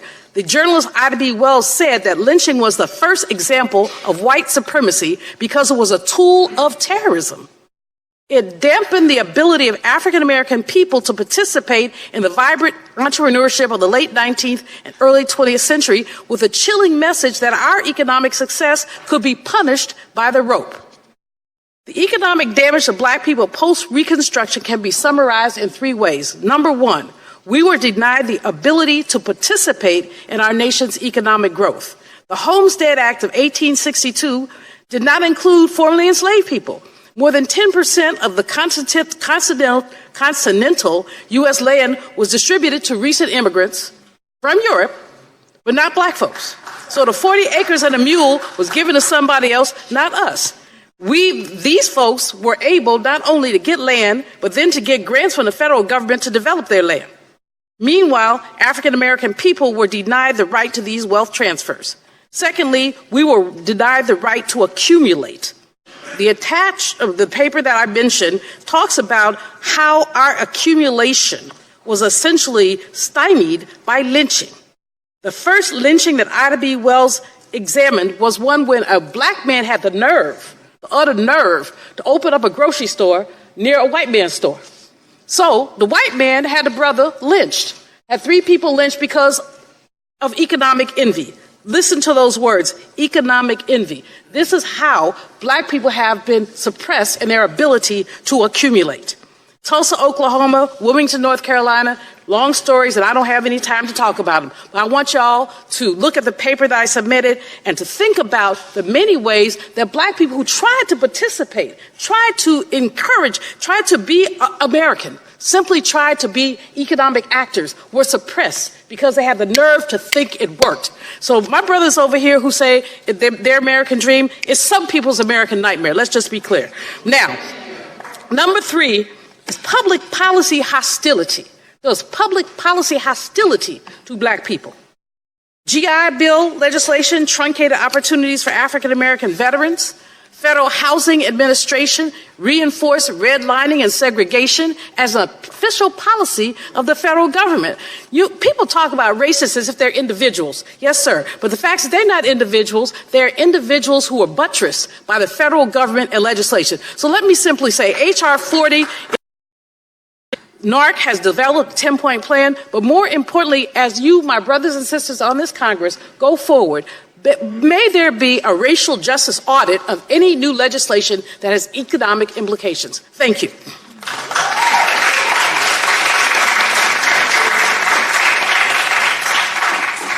Our final witness is Professor Eric Miller, professor of law at Loyola Law School in Los Angeles. Number of law teaching positions since 2003. He's written a number of academic pieces on reparations, among other topics.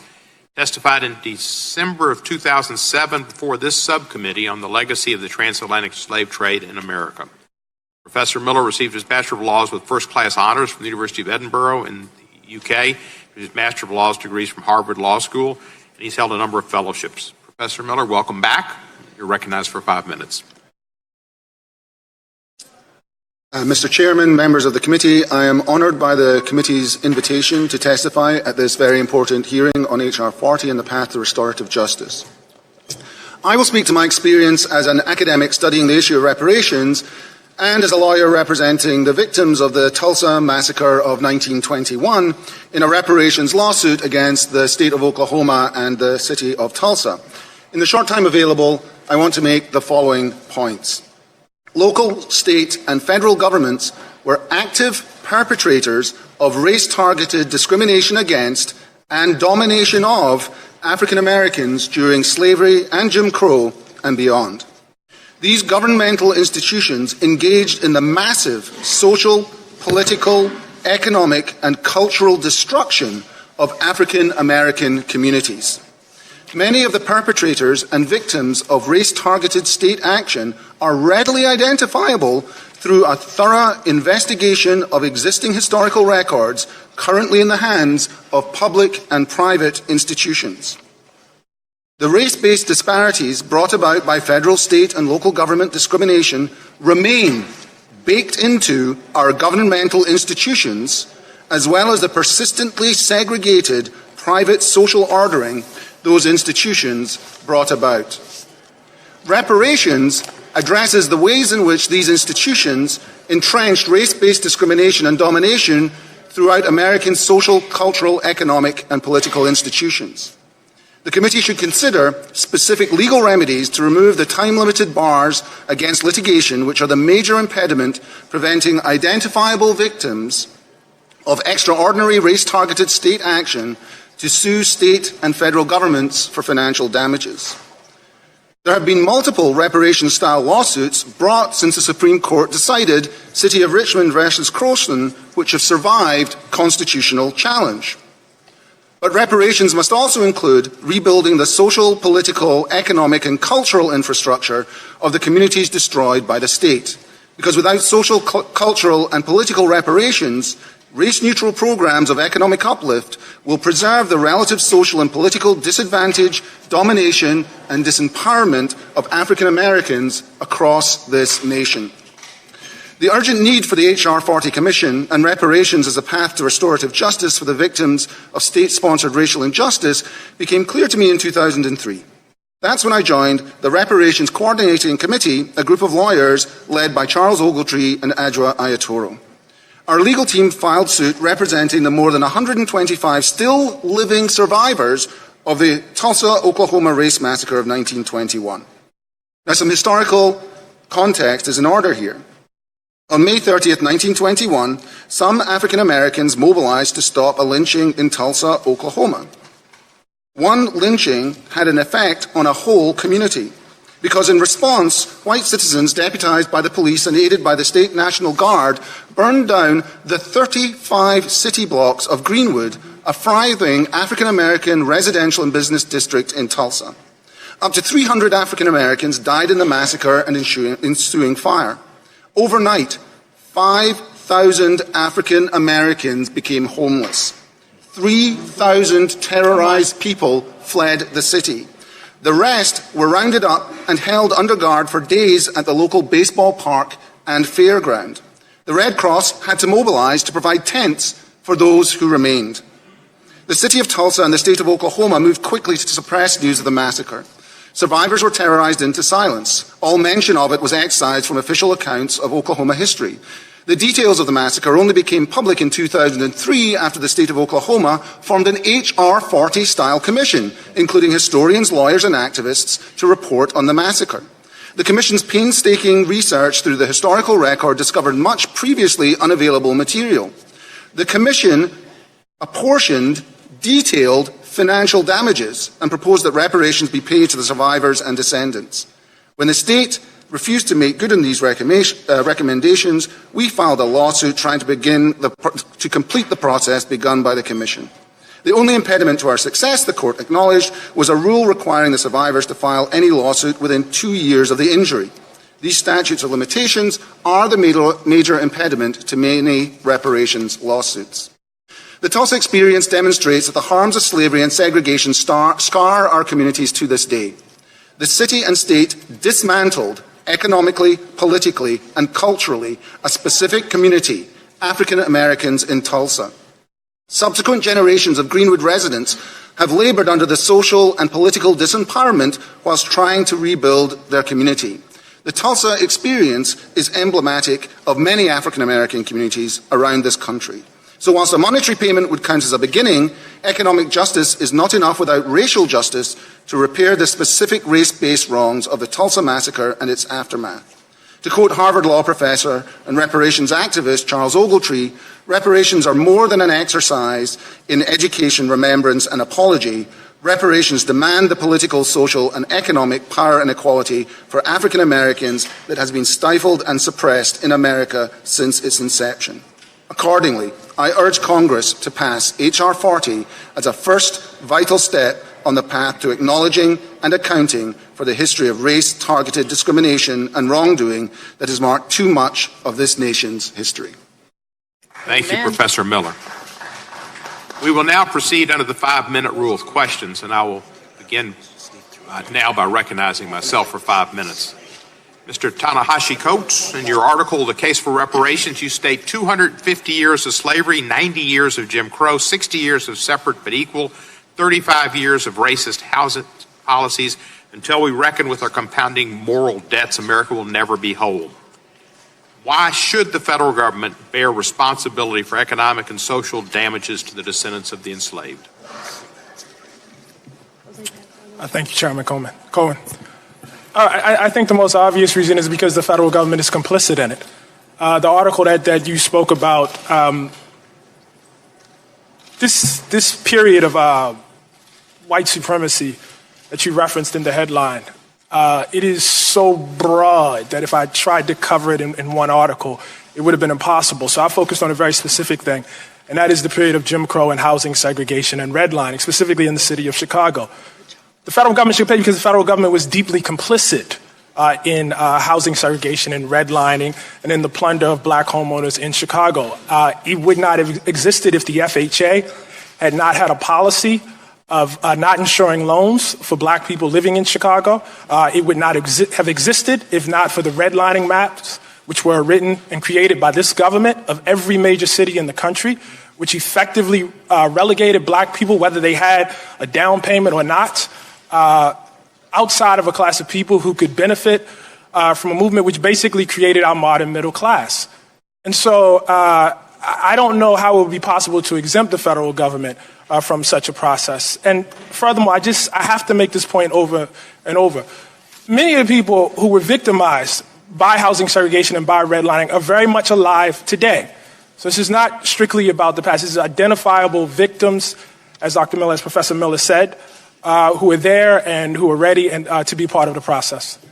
Thank you, sir. Reverend Sutton, let me ask you, you heard Mr. Hughes' testimony and said he didn't want reparations. Yes. Do you believe, and this would be a study of reparations, H.R. 40 draws no conclusions, it would be a study, do you believe that there should be exclusions for wealthy folks who have been successful and maybe emphasize deeds and works and actions that help the people who have not achieved as much and lift them up? I believe that one of the reasons why it was so widely accepted in my diocese is I believe one of the reasons why the vote for reparations was so widely accepted in my diocese is because we separated it from black descendants of slaves getting checks. We're talking about funding initiatives, programs, addressing issues such as mass incarceration. And when that's explained to people that that's a reparation, that's repairing something that can be traced to slavery, then that is the case. Personally, I'm not looking for a check from the federal government or from my church or anything. I'm concerned about those who have been left behind, the masses of African American descendants of slaves who are mired in hopelessness and despair in communities of crime, violence, poverty, and racism. And so I think if we can at least have a civil, good conversation on the concept of reparations, then talk about money. Because the moment you start talking about money, the idea, especially among many white persons, I'm going to give a check to black persons, what about me? The moment you begin with money, then the resistance goes up. Let's talk about the concept. Finally, in relation to your question, we have a We have a problem in this nation of being able to talk civilly about race. And when I'm talking for reparations, I'm talking about those left behind, but I'm actually talking to my white brothers and sisters. You need this more than we do. You need this for your soul. You need this to be able to look black persons in the eye and say, I acknowledge the mistake, and I want to be part of the solution to repair that damage. Thank you, Reverend Sutton. And as Reverend Sutton speaks to the soul, Dr. Malvo, you speak to the economics. And if some of this efforts to remediate the past, as Dr. Ogletree had spoken about, massive influx of monies for health and education and job training, if some of that went into areas where there are large concentrations of descendants of slaves that have not succeeded for a myriad of reasons, and if some of that went to white folks who were there who also are living in bad conditions, would that be a problem, do you think, Dr. Malvo, or would that just be helping everybody that's in a miasma? Chairman Cohen, it's really interesting that right this minute, as we're having this hearing, Reverend William Barber is having a hearing on poverty. Mm-hmm. So this is a great day for economic justice issues. Poverty is a problem in our nation, but you can't fix poverty, nor can you fix inequality unless you deal with racism. And dealing with racism is about dealing with reparations. I'm with the Reverend here, and I don't care about a personal check made out to Julianne Malvo or anybody else, but how about we fully fund our historically black colleges and universities? How about, once upon a time, Brother Chairman, we had more than 100 black-owned banks. Now we have 23. How come? Again, the devil is busy. Pernicious legislation that basically caused people to lose banks, changing in reserve requirements and things like that. Gentrification, while you have empty swaths of land all over our nation, why not deal with that? So I respect your question about areas, but I think that really does speak to our dis-ease, our uneasiness in talking straight up front about race. Race is our nation's second original sin. The first was what we did to Native people. Okay, but racism, enslavement was our original sin, and we got to deal with reparations by dealing exactly with that.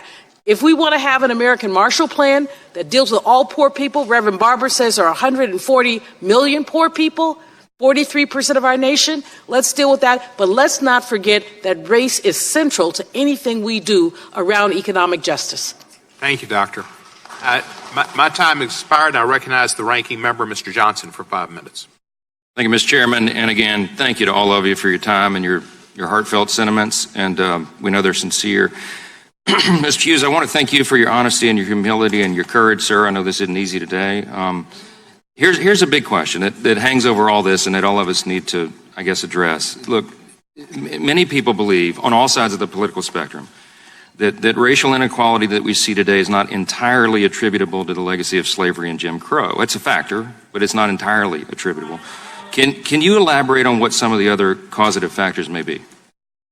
Well, the first thing I would say is that blaming slavery and Jim Crow for the entirety of racial disparity, obviously it's clearly a factor, but blaming it for the entirety of the problems we see today facing black people is actually a way of not taking responsibility for policy decisions that were made just in the last 50 years. Our prisons did not balloon until the 1980s.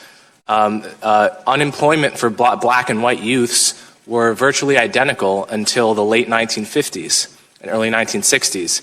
So by blaming slavery and Jim Crow for everything, we actually fail to take responsibility for policy decisions that were made on both sides of the aisle in very recent history.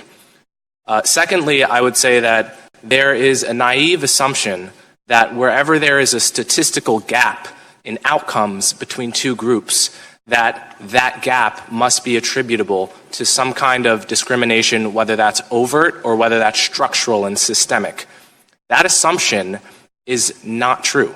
Okay, I'll give one example, but I could give dozens. According to 2015 census figures, there's a 21 cent on the dollar gap.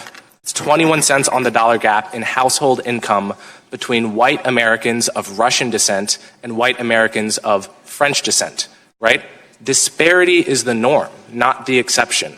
So the question is not why two groups would have different outcomes, whether it's for wealth, income, or incarceration. The question is why we would expect any two groups with different histories, different geographical patterns, different patterns of migration, different cultures, to nevertheless get exactly the same outcomes. Thank you for that. Mr. Owens, thank you as well. And I was moved by your testimony about the fact that we're fighting for the heart of our nation. I think everybody in this room, as part of the American family, understands that. We see it different ways. Here's a question.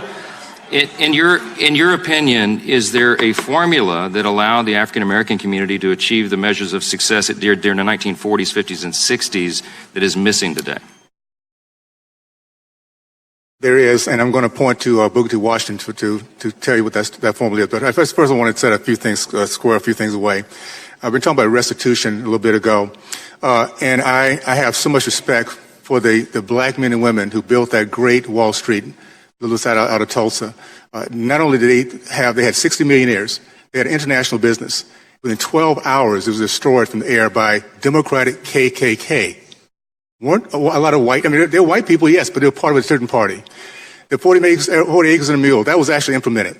But when the Democratic president, Andrew Johnson, took over, they took that land back. They took away the guns, and then they took away their land. KKK, that's not a Democratic Party, by the way. They lynched 4,700 people. 1,300 of them were white Republicans. So, yes, we have a lot of evil going on, but let's not broad brush this, guys. There's a certain ideology. There's certain people that belong to a certain area, a certain niche. We need to hold them accountable. And so let's do that, and I think we'll be in good shape. Booker T. Washington had 4 foundations. It was head, heart, hands, and home. In that process, head is education, heart is compassion service, hands is industry, entrepreneurship, home is family. The reason why my race were kicking butt, the history is not being told. They were they were so busy, they weren't looking at finding somebody to blame for where they were. They were busy beating out these racists. That's what my parents did. At the end of the day, they held on to those principles for decades until the socialists and Marxists got into our community and they stopped educating our kids. I said something earlier, and it has not been a gasp. 75%, 2017, Department of Education study, 75% of black boys in the state of California cannot pass standard reading and writing tests. And you wonder where they're going to go from here. They're not going to learn anything about our country. They're not going to read about our God. They're going to hear anything about what we, the people, have done together. They're going to turn on BET and hear how bad they're being treated. They're going to hear how bad our country is, how bad white people are. They're going to be taught how to disrespect our women, and they're going to be put in jail, and then we're going to sit around talking about why is this being done. Let's put a commission together. Why is this happening where so many of our kids are not being educated in every single urban American country city in our country? That is what our problem is. As we hold harm and we blame people from years ago, we have yet to put together a commission. How about this one? 82% of black teen males across our country the last 8 years, unemployed, soon to become unemployable. 93% in our liberal city of Chicago, where they were killing each other right and left. And there's not one commission, not one peep about this misery that's going on in our country. I have something that I put in my book. I'm going to read this real quickly. Evil is purposeful stealing of the hopes and dreams and future of an individual. Pure evil is the target of a race of millions and using human misery as political strategy to steal their hopes, dreams, and future. We are dealing with pure evil. To have my race dealing with the evil, the misery that we've been dealing with, and no one says a word other than let's look back and see what can happen for 200 years ago. Let's deal with today, and I think we'll be in good shape. Thank you for that. I'm out of time. I yield back. The gentleman's time has expired. Thank you very much. The chairman of the Judiciary Committee is recognized for 5 minutes. Thank you. Thank you. I'm going to ask one question and then yield to the gentlelady from California, Ms. Bass. Brenda. Mr. Coates, Senate Majority Leader Mitch McConnell on Tuesday said that he does not support reparations for descendants of slaves saying, quote, "I don't think reparations for something that happened 150 years ago, for whom none of us currently living are responsible, is a good idea. We've tried to deal with our original sin of slavery by fighting a civil war, by passing landmark civil rights legislation. We elected an African-American president," close quote. There is an unconscionable denial and lack of knowledge in this nation about the true nature, facts, and current consequences of the transatlantic slave trade and the enslavement of African American people upon which American democracy, prosperity, and white privilege are founded. Mr. Coates, based on your monumental essay in the Atlantic magazine, The Case for Black Reparations, could you please describe briefly some of the continuing impacts and vestiges of the enslavement era on living African Americans today? Sure.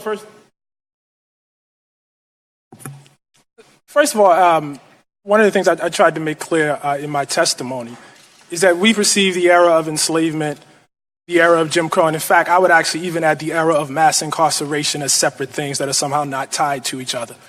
The greatest damage that enslavement did, besides the economic damage, besides the normalization of torture, of rape, besides the normalization of treating people as though they are things, is the institution in the American mind that black people are necessarily inferior. In 1865, when black people were emancipated, that belief did not magically dissipate. It proceeded for 100 years afterwards. It proceeded, as I said in my testimony, well into the lifetime of many panel members, Majority Leader Mitch McConnell, and then many of the people here in this audience. And so it's not a matter of the past. These things are linked. It's been said, I think, or alluded to repeatedly throughout this conversation that somehow wealthy African Americans are immune to these effects. But in addition to the wealth gap that's cited, one thing that folks should keep in mind is that quote-unquote wealthy African Americans are not the equivalent of quote-unquote wealthy white Americans in this country. The average African American family in this country making $100,000, decent money, actually lives in the same kind of neighborhood that the average white family making $35,000 a year lives in. That is totally tied to the legacy of enslavement and Jim Crow and the input and the idea in the mind that white people and black people are somehow deserving of different things. If I injure you, the injury persists even after I actually commit the act. If I stab you, you may suffer complications long after that initial actual stabbing. If I shoot you, you may suffer complications long after that initial shooting. That's the case with African Americans. There are people well within the living memory of this country that are still suffering from the after effects of that. Thank you very much. I yield to the gentlelady from California, Ms. Bass. Thank you very much, Mr. Chair, and all of the witnesses that are here today, and Representative Jackson Lee for doing this legislation. And, this is just such an important moment in our history. But I just wanted to spend a couple of minutes talking about how we have viewed this issue and why we're even having this hearing today. It's so important because I believe that in this country we have never been able to come to grips with our history. We either don't know our history or we deny it. When we talk about the 250 years of enslavement, we call it a sin, we call it a mistake. We say that it was a subset of Americans, not the entire nation. We say it was inconsistent with the values of our nation's founding, that it was something that happened long ago, and why can't we get past it? Why can't we move on? Why do you keep bringing it up? Slavery might have ended in the mid-1800s, but apartheid and terrorism lasted for 100 years after that. We passed a bill on lynching last week. Why did we even have to do that? There was a man that was executed 2 weeks ago for a lynching that took place in Texas. There are many murders that have happened that people are still wondering whether or not they were lynching. We have to say that in our country, we pride ourselves with our development, but we refuse to acknowledge that the reason why we have the development that we do is because the first 200 years of our history was done with free labor. The South enslaved African Americans, but the North's economy flourished by that, and I believe that our economists explained in detail of that. So our fundamental problem is, our ignorance of history or our refusal to admit it. Everyone understands the pain caused by people who deny the Holocaust. Deep pain is caused by this, and deep pain is caused by our country that cannot acknowledge what has happened here. I want to say that it should be obvious, but the entire Congressional Black Caucus supports this legislation. We have problems denying. We think that racism, sometimes it's trivialized as behavior, as ideas, and that we're all equally racist because we refuse to accept the fact that racism is ingrained in our institutions. We say that there must have been something that 12-year-old did to have gotten shot. We say that there must have been a reason that that police officer pulled that gun on that pregnant woman last week with her 2 babies. We don't see the connection between this because we refuse to admit it. H.R. 40 calls for the establishment of a commission. It does not call for checks. We trivialize reparations by saying that these are just African Americans that want to be paid. I think Mr. Coates goes into details about reparations meaning much more than that. And then frankly, when I hear from my colleagues on the other side of the aisle that we need to be encouraged to work harder, to pull ourselves up by our bootstraps, that we can actually achieve, that that's the only thing that's the problem, and then to talk about the Democratic Party, I think maybe people don't remember who Fannie Lou Hamer was. Black folks fought the Democratic Party. Nobody acts as though the Democratic Party was not a racist party until there was a movement that fought for justice. I am glad that we are having this hearing today. I thank my colleagues for doing it. I look forward to this legislation moving to the floor. And once again, I just want to emphasize, at what point can we in this country have a conversation about race? We will never get past it until we can have the conversation. And the conversation begins with a commission. Thank you.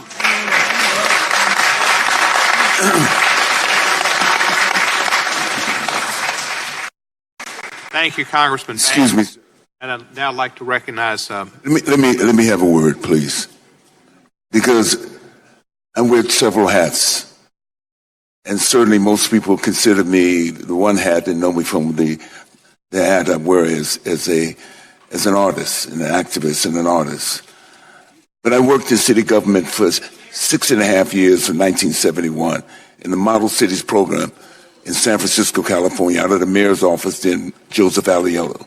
For 6.5 years, I worked both in the mission and African American community at that particular point in time. And most of that was the realization of what we were about, the programs about the Great Society, those programs that came about. And I saw those programs eviscerated. Those programs, in a sense, designed to bring great opportunities and great hope, lasted only a short period of time.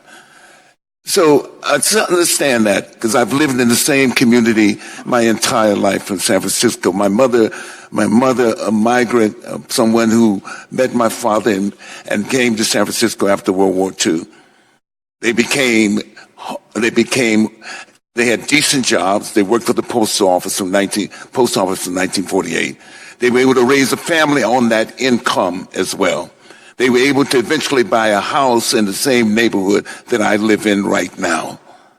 They were also part of that generation who were the first beneficiaries of the upcoming, ongoing civil rights movement. I've watched that city and worked in that city, and I'm just talking about the city of San Francisco, this liberal city that has this great tradition around labor and everything else. We talk about Harry Bridges and what he did in longshoremen and bringing African Americans to longshoremen. And then I've watched the evisceration of those cities and people's lives because of crack cocaine and mass incarceration as well, right in my neighborhood, right in my family and often. So those are the kind of long-term impacts that we don't realize that happen. Those children who were the descendants, not only slaves, but the descendants of those generation who had the opportunities after World War II. Those children did not have the same opportunities. And now those children are abandoned as adults in that city, in that great city. So I think we have to kind of look at this, and as people said often, that this is just a study, a look at racism and all of its manifestation in terms of gentrification as well. I was in the Fillmore area in 1966, going to West Addition Community Organization meetings where people were just desperate to find different ways in which they were not being removed from their communities. These are real issues that happen. They're long-standing issues that go back and find themselves resonating in slavery. And going further than that, all the material that we have, all the books that we have now, all the studies that have been done has outlined that. We have to begin to tell ourselves the truth. James Baldwin, the great writer, once said, if we cannot tell ourselves the truth of our past, we become trapped in it. And that's what we are. We're trapped in it. This country is trapped in the truth, they're not telling the truth. And we got to find that. We got to start that as a leverage right there. We talk about anyway how we talk about education. Bob Moses has talked about math literacy is important, and most children, particularly children of color, aren't prepared for math literacy. We have to talk about education and preparing our children for 21st century citizenship.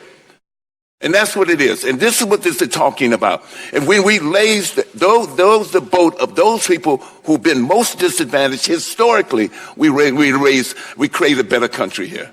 Thank you, sir. Thank you very much. Chairman Cohen. Chairman Cohen, may I No, suggest? we can't. We're not going to get out of order. I gave Mr. Glover great respect, but the panel and the way we operate is we go from member to member, and they can ask questions, and if next person wants to ask you, they can ask you. Okay.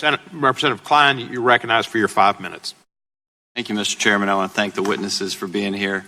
Mr. Coates, I followed your career with interest. Mr. Glover, I'm a big fan, and I want to thank the witnesses for their remarks. Mr. Hughes, I wanted to ask if there was anything that was said previously that you'd like to respond to. I'd like to address myself to the comments made on the subject of us not knowing our history, of us not having told the truth about slavery and Jim Crow. It strikes me that this is not exactly true. Mr. Glover mentioned all of the studies and books that have been written on the subject. I would argue, in fact, that in the 10,000-year history of slavery on every continent, there is not a single example of slavery that has been more studied than slavery in America from the 17th century to the 19th century. So it is actually not true that we have not told the truth, that we don't know our history. Moreover, in the past 50 years, if we're talking about what scholars in America, in the American social sciences, have directed their attention towards, it is hard to find a subject on which more books have been written that has been more studied than racial inequality. Thank you. Thank you for that. Mr. Owens, I've followed your career with interest as well. Can you speak to specifically your career in the NFL and also you spoke of your family. What was the greatest legacy or lessons from your family that brought you to the opinions that you hold now? The greatest legacy from my dad, who served in World War II, came home, could not do his postgraduate down in Texas because of Jim Crow laws. So put out a lot of letters, ran across a box when he passed away of hundreds of rejection letters. He used that as motivation because he eventually got to Ohio State where he got his PhD and went on being a very successful entrepreneur, college professor, researcher, and someone was very proud of our race. He reached back to his very last days to the young people, giving them hope that this country, they can succeed, and if they really wanted to, and if they pull themselves up by their bootstraps, worked harder than the next guy. That's not a racist deal, by guys. That's the American way. We work harder than the next guy. Greatest legacy from him was my belief that I would do everything I could to make sure he was proud that I held his name. The greatest thing for my mom, my dad, I never, ever even thought about disrespecting mom. We have come to a point where we allow our young men to disrespect women and think there's no consequences. We are not going to develop men if we allow our boys to call our women baby mamas and everything else under the book. and not pull them aside and tell them this wrong. It's about policies, guys. It's not about 200 years ago. We have kids in the state of California that is against anti-choice, by the way.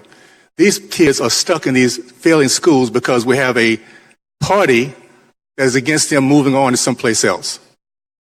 We have a Davis-Bacon Act, 1932, put in place specifically to stop blacks from competing against white unions, still in place today. You wonder why we have so high unemployment, why our business ownership has gone from 40% down to 3.8%. By the way, high minimum wage is as good as it sounds. It keeps our young people out of work. It keeps them, they're too expensive to hire to even get started if you have high minimum wage. Now the unions benefit from that, by the way. And open borders hurts our race, period. Period. It's common sense. If you have non-Americans coming in, working for lower wages, we get hurt first. We got to understand that. And let's get this thing right, guys. It's about our people, my race. We are just as good as anyone else out there given the right opportunity and not told that we can't. By us raising our kids and telling them that because of their skin color, they're already against every opportunities out there is stealing their dreams. We can't afford to do that. So my parents' generation, the greatest generation in the history of mankind, told us to dream big and whip out those other guys who are working harder and showing them they're wrong. And we did that. Thank you for that. Thank you, Mr. Chairman. I yield back. Thank you, sir. Mr. Raskin is now recognized for 5 minutes. Mr. Chairman, thank you very much. I'm looking for some points Excuse me, Mr. Raskin, I'm sorry. I saw Ms. Lawrence here earlier, then she disappeared, and she's back, and I want to recognize the distinguished. Oh, I'm sorry, Ms. Lawrence was here, and she's gone. She was sitting there. And Ms. Beatty's here. And Ms. Beatty's here now. So, Ms. Lawrence, thank you. Ms. Beatty. Representative Raskin, you're on. Thank you, Mr. Chairman. But both sides seem to agree this is something that should have been done long ago. I think I heard Mr. Hughes say that, and I think Mr. Coates, you said that. There was an effort after the Civil War and Reconstruction organized around a field command I think President Lincoln issued to redistribute 40 acres and a mule. And it never happened, and it was interrupted. And then we had a period of a decade of active national investment in Reconstruction in the South that was undone by white supremacy. And so we were never able to follow through the economic and social promise of Reconstruction. So given this history and the distance between now and slavery, and then the continuing injuries of racism with Jim Crow and with the sharecropper system and the criminalization of the African American population after the Civil War. What, Mr. Coates, let me ask you, what are the differences in approach that have to be taken now, given the distance of time that is lapsed, than if it had been done completely right after the Civil War and Reconstruction had been allowed to run its course for a period of several decades before the so-called redemption took place? Sure. If I could just address the notion of slavery having been well studied and understood. I think my fellow panel member is quite correct that at this moment in history, it's certainly true that the system of enslavement in America has probably been the most studied in America. That's not particularly surprising, given the extensive and revolutionary and wide system of universities we have in this country, which is also probably unprecedented and also probably a new development. Also, but I think even given that, it's worth noting the lack of penetration that those studies have had into the American mindset. I don't know if it's still here, but relatively recently there was a statue garden here in the Capitol that I believe had statues of General Lee and Alexander Stephens, and one has to ask if in the Capitol people understood the history of this country, why there would be statues honoring people who led a revolution to destroy it. One would have to ask, if that history were well understood, why in, for instance, the state of Mississippi there still was a flag flying dedicated to people who tried to destroy this country. Why only a couple of years ago we saw the murder of Heather Heyer, and that was precipitated by a movement to erect a new group of statues and remove the statue of General Lee. And so while it's been well studied, I don't know that Americans quite understand it. At this very point, you can get at least a plurality of white Americans who will tell you that the Civil War was about states' rights, with no conversation about states' rights to do what. In terms of the differences in approach today, what I would say is that's why we need H.R. 40. That's exactly what we're here to discuss in the first place. I'm very skeptical of the notion that one person should stand up and speak for 40 million African Americans, that one person should stand up and speak for all the generations that came before me. I think the proper thing to do is, A, for this body to convene a committee and convene a discussion to study exactly what the damage was and what potential remedy might be offered, and also to convene conversations around the country. Just attendant to that, I also would like to say there's been a lot of, shall we say, shade throwing on the notion of cutting checks. I just want to say, in the spirit of openness, in the spirit of actual study, I don't think we should necessarily rule out cutting checks.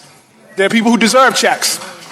And so, and I think that actually should be part of the study. We aren't ruling out any solution. I don't think we should rule out that one either. Well, thank you for your emphasis on what H.R. 40 will do. It will set up a commission to study all of the different dimensions and ramifications of reparations and what it means, because I think one of the productive aspects of this conversation has been that we've learned that it's not just about cutting checks, although it's not to the exclusion of that, but it's about rethinking our relationship to this whole history, which has been so injurious to so many of our people. Let me focus on the question of the congressional role, because I'm moved by the fact that it is Congress that is taking this up seriously. As we said before, enslaved Americans helped to build the Capitol where Congress meets. Enslaved Americans helped to build the White House where the president sleeps. And there was a slave market across the street where the Supreme Court stands today. And of course, that was the Supreme Court that gave America the Dred Scott decision in 1857, and the Supreme Court that gave us Plessy versus Ferguson in 1896, and recently gave us Shelby County versus Holder and Shaw versus Reno in the undoing of the modern civil rights movement, the modern Reconstruction. But my question here is, why is it that Congress should be the one to act? You would think that we would rely on the Supreme Court for justice in the country, but people are coming to Congress to act, and perhaps the Reverend Sutton, let me come to you about that. By the way, I do have to identify the fact that we have two great Marylanders here today. One is Mr. Coates and one is Reverend Sutton, and we're very proud of both of you. So, Reverend Sutton.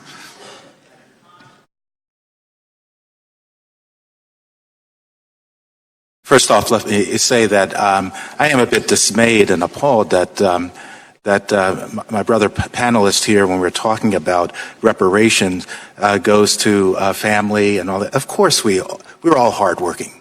And of course, we are for families. I just don't want the impression to be that if those are for reparations, don't know about the role of family. And while we're on that point, let me just ask you. Okay. And why Congress? Because you're leaders. And legislation helped to get us into this mess. Legislation has a role. The church has a role. Our educational systems have a role. And maybe even the Supreme Court and hopefully the president. But your role is to redress some of what your predecessors did in this Congress. And so I think you're the only body that can call for this commission that desperately needs to happen. Thank you, Reverend, and thank you, Mr. Raskin.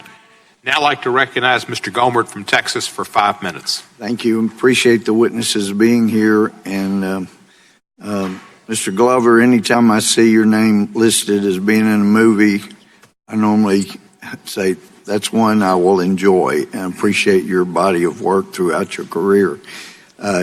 You've provided a great deal of enjoyment, even in the dramas. So thank you for that. I had a colleague mention an execution in Texas.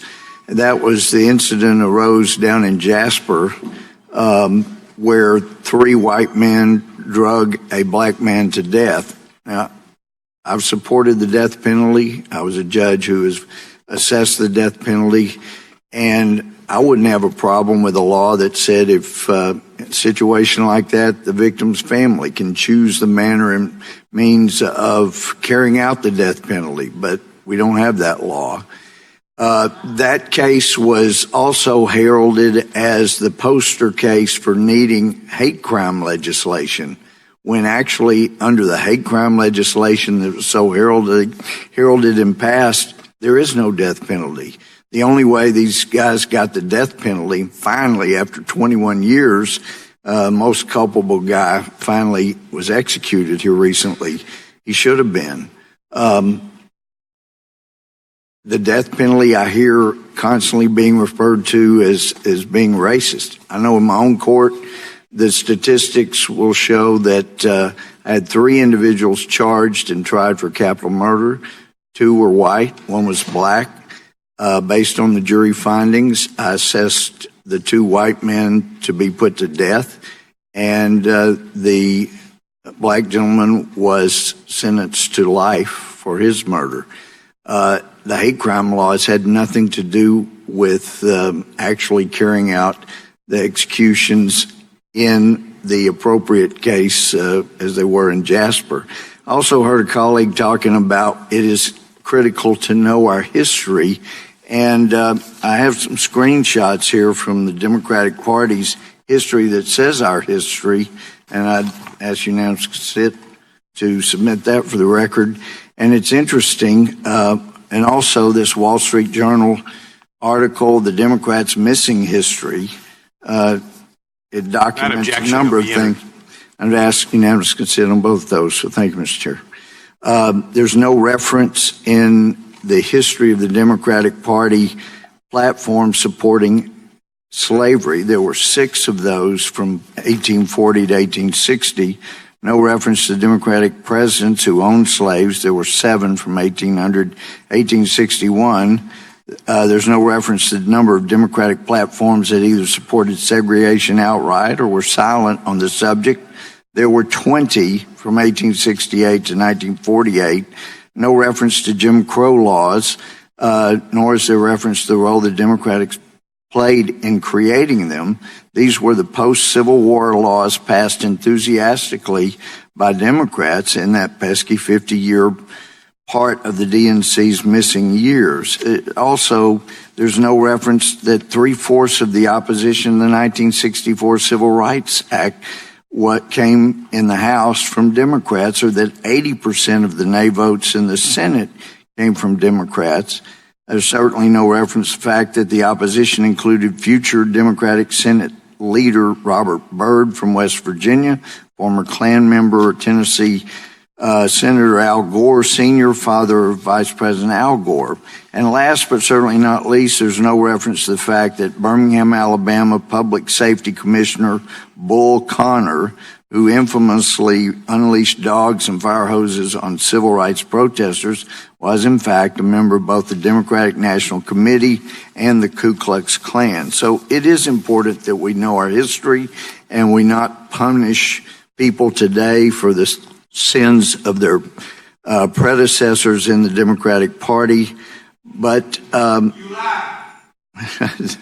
just stated all facts, and again, we have people who are denying history. That's not helpful to our discussion. But Mr. Owens, I would ask you, understanding that today's claim that the Republicans are the party of racism, what do you think your great-grandfather Silas would have said to someone who claims the Republicans are the party of racism? Well, my great-great-grandfather lived through that period, and he wouldn't have said that because at that time, all blacks were Republicans because that was the party that gave them the freedom. Let me just ask you, have you suffered for taking these conservative positions? What I guess what it comes down to is I don't think I've suffered at all. I'm thankful to have grown up in an age where I was the fourth black American to be given a scholarship at the University of Miami. I was one of the first blacks to integrate this school. So I understand and understood exactly what racism looked like and how it felt. But my mom said one thing, remember specifically as I was kind of going through this phase, says, Burgess, make sure you don't let somebody else's problem become yours. In other words, Burgess, don't let a racist let you become one. The other thing is that my dad taught us, very simply, to be a leader. If it's right, do it. If it's wrong, don't. I love my country. I love my race. I love my family. And that becomes all the other stuff of being accepted or liked. It makes no difference to me. We're at a very, very important part of our country today where black Americans are waking up. And I know that a lot might not agree with what I'm saying. That's okay. Just listen. And with time, let it simmer a little bit. Look around and see where our misery is being done today. Our misery is in the urban communities throughout our country where our kids have no hope, no jobs, no family, no dad, and no one tell them they can make it. If we understand that and we take responsibility every single generation has done in our past to make sure the next generation feels better about their opportunities than less, we are failing them big time if we don't change our narrative. These kids can do it. We just have to believe in them, give them opportunities, and tell them to man up and woman up. It's okay if things get wrong. Good things go sideways for every single person that lives, or God wouldn't be a fair God.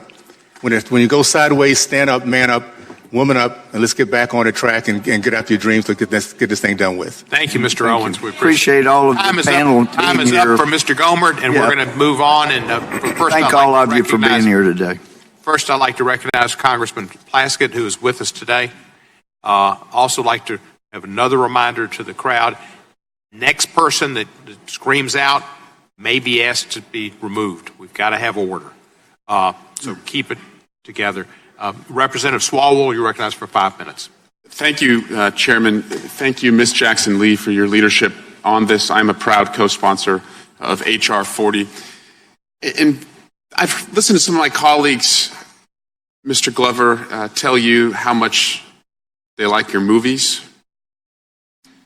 And I have to say, we didn't come here to talk about your movies. We came here to talk about your activism. I like your activism. I also like your movies, but I want to give you a chance because I haven't heard the other side other than tell you that they like they like your movies, that they want to hear what you have to say on this important issue. The Senate Majority Leader has said that no one living is responsible, and there's no way to compensate for this. And he's suggesting that there's no way to pay for it. And I guess I'd ask you, Mr. Glover, would you agree that if a black college graduate is paying on average about $10,000 more in student loan debt, we're paying for it? Would you agree that if the black population is disproportionately incarcerated to any other population, that we're paying for it? And would you believe and agree that if the health care costs for a black family are extraordinarily higher than for a white family, that we're actually already paying for it?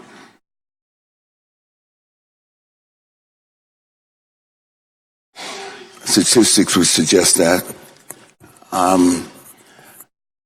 But I think there's such a discussion that we seem to miss the point on, and often as we talk about the different issues that we deal with in this country and the intersectionalism, the interconnectedness, the issue, whether we talk historically or we talk about how those things manifest themselves in our policy and what we do today, in a sense. And I think a part of what we don't do today is to evoke the kind of spirit that was so essential in this country's formation, in this country, in the moments and when there were radical changes in this country. We often talk about the right for organized labor to organize, the impact that they had on the African American community at the the 20th century, past the end of World War II, the benefits that were accrued at that particular point. And those people who struggled for that, whether it's Eugene Debs, who struggled against, or whether it's Emma Goldman, or whether it's W.B. Du Bois, and all the list of activists and men and women who brought about the kind of, who raised the bar with respect to, I think, a sense of revolutionary purpose. In that sense, and what I think with the incredible wealth that this country has, and resources this country has, and the capacity to do what it had once done. When I came into the world, there were opportunities that were different than previous generations. There were more schools that were built instead of prisons. There were more opportunities that were for employment and new opportunities for employment. So we're going back. There were more infrastructure development, and all those things that play a role in our own ability and our own my own enhancement as personally and collectively as well. And so I think when we talk about them, when I went to college, certainly I didn't have the debt responsibility that students have now. And certainly there's ways in which we can mediate that.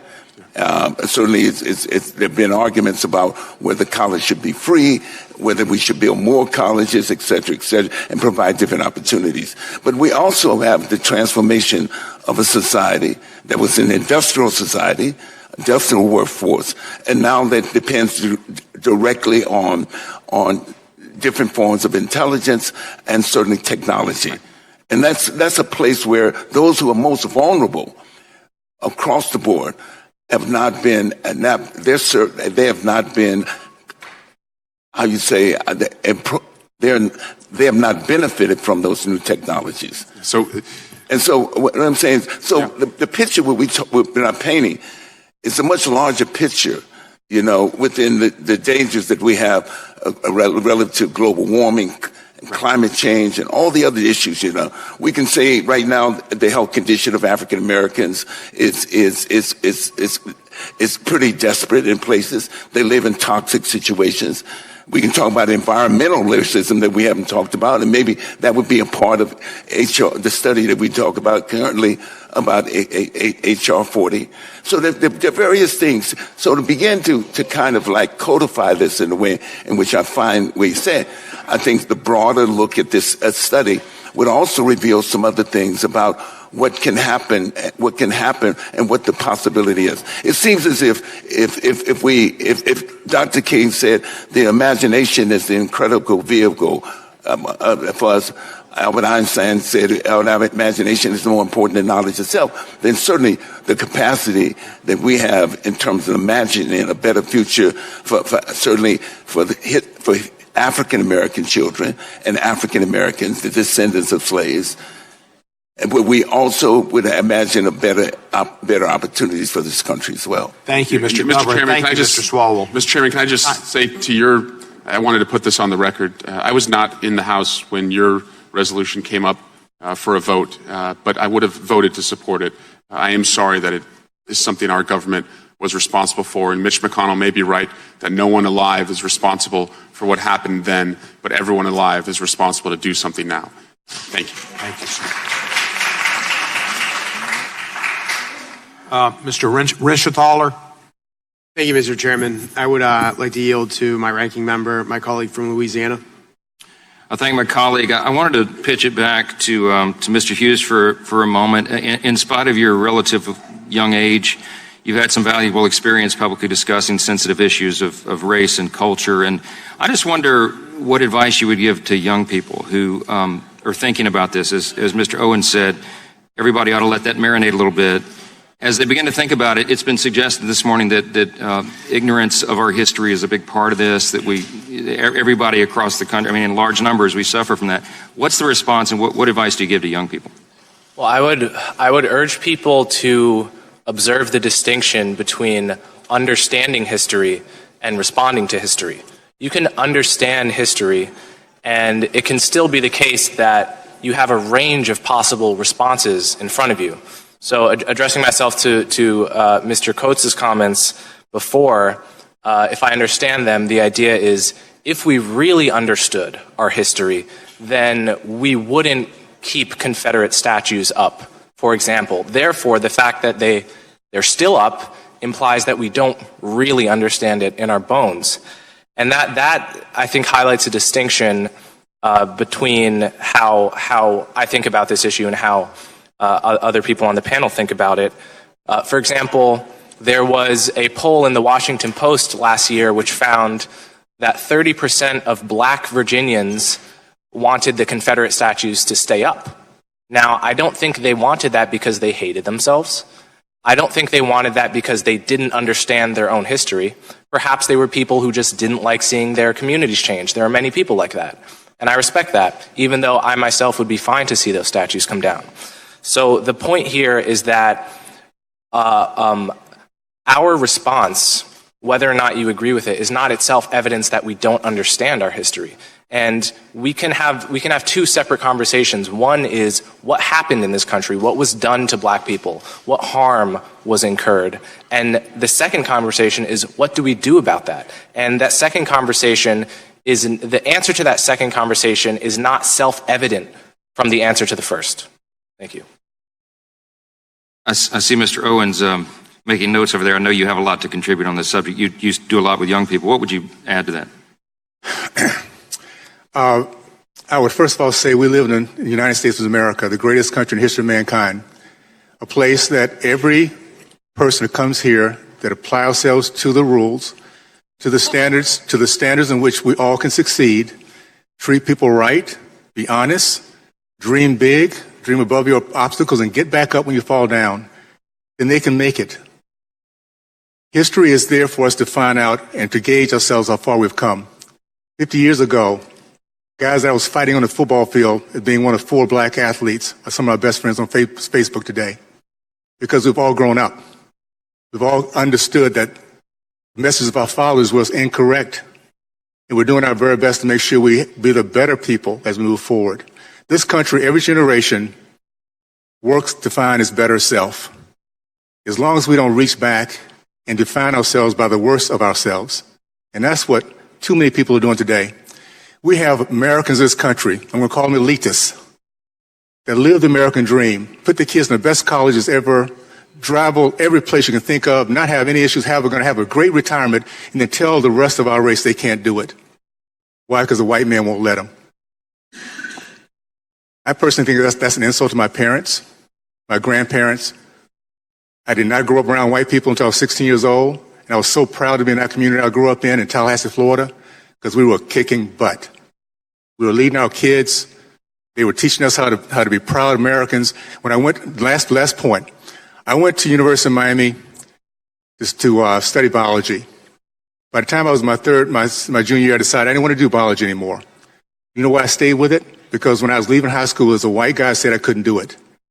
And my parents taught me, if they say you can't, you do it. I lived in a library to prove that guy wrong. That's the way our race was, and that's the way our race needs to be again. What we can achieve. Not think about what has happened to us in the past. What strangers did to other strangers 200 years ago has nothing to do with us, because that is not in our DNA. Thank you, Mr. Hughes. I got 15 seconds. Give me one more question. You can answer it, I hope. You wrote an article a while back entitled Black American Culture and the Racial Wealth Gap, and you talked about, specifically, the city of Boston, and there was a disparity within the black community, and you've pointed out that black Bostonians of American ancestry had a median household wealth of $8 in net, but Caribbean ancestry had $12,000 of wealth. It talks to the disparity. I just wonder if you'd comment on the implications of that. Well, this just goes back to the point I made before about disparities even within races being normal. So if you look at census figures for white Americans and break it down, instead of talking about quote unquote white people, into white people of French ancestry, Russian ancestry, Swedish ancestry, you will find all kinds of disparities that by definition cannot be caused by some kind of systemic discrimination. Likewise with quote unquote black Americans, it's a very diverse group. Something like 10% of black people in this country are immigrants from places like Jamaica, Haiti, Nigeria, Ghana.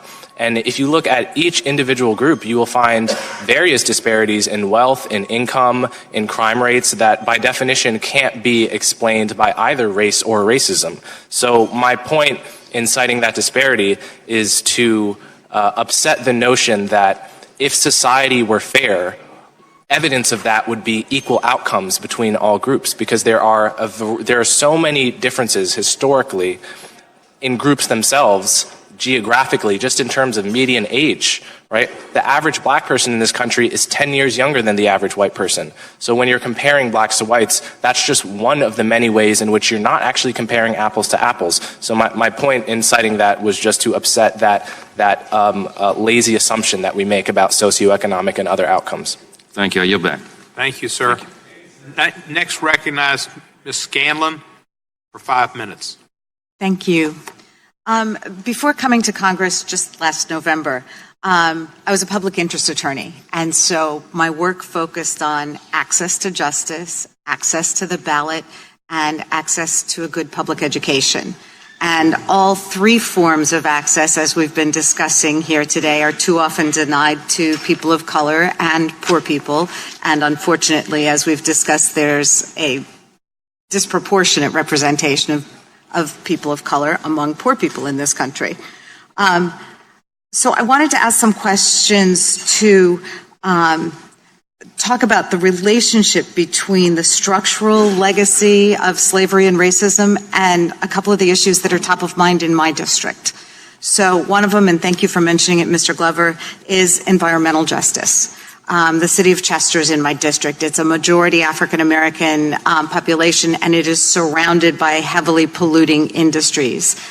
Just Sunday night, CNN's United Shades of America featured the incinerators there. 1 in 4 children, African-American children in my district have asthma, largely as a result of these environmental factors. So we've got this environmental justice issue we're dealing with.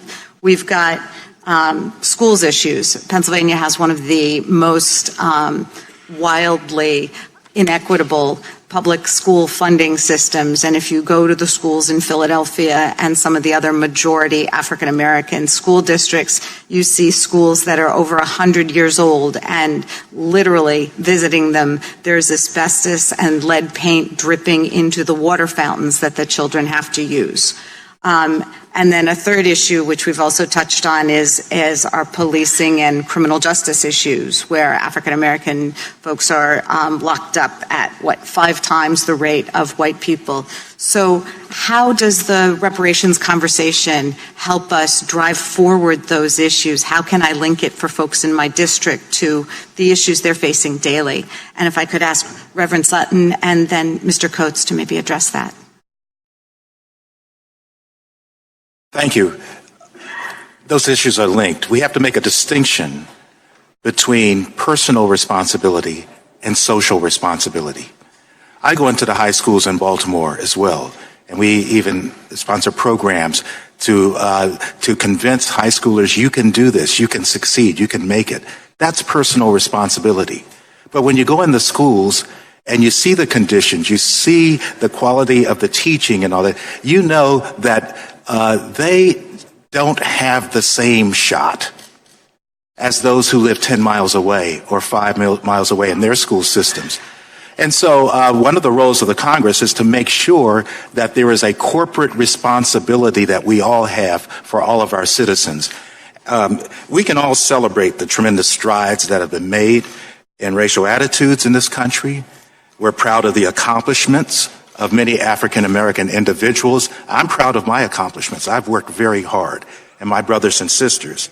But for the millions of descendants of slaves who are trapped in this pernicious cycle of hopelessness, poverty, and rage due to their real experience of inequities, segregation, inferior schools, redlining, and the like, the widespread assumption that everyone can pull themselves up by their bootstraps is a lie. It's a falsehood. And that is one of the things that this legislation wants to address. Thank you. Thank you. Mr. Coates?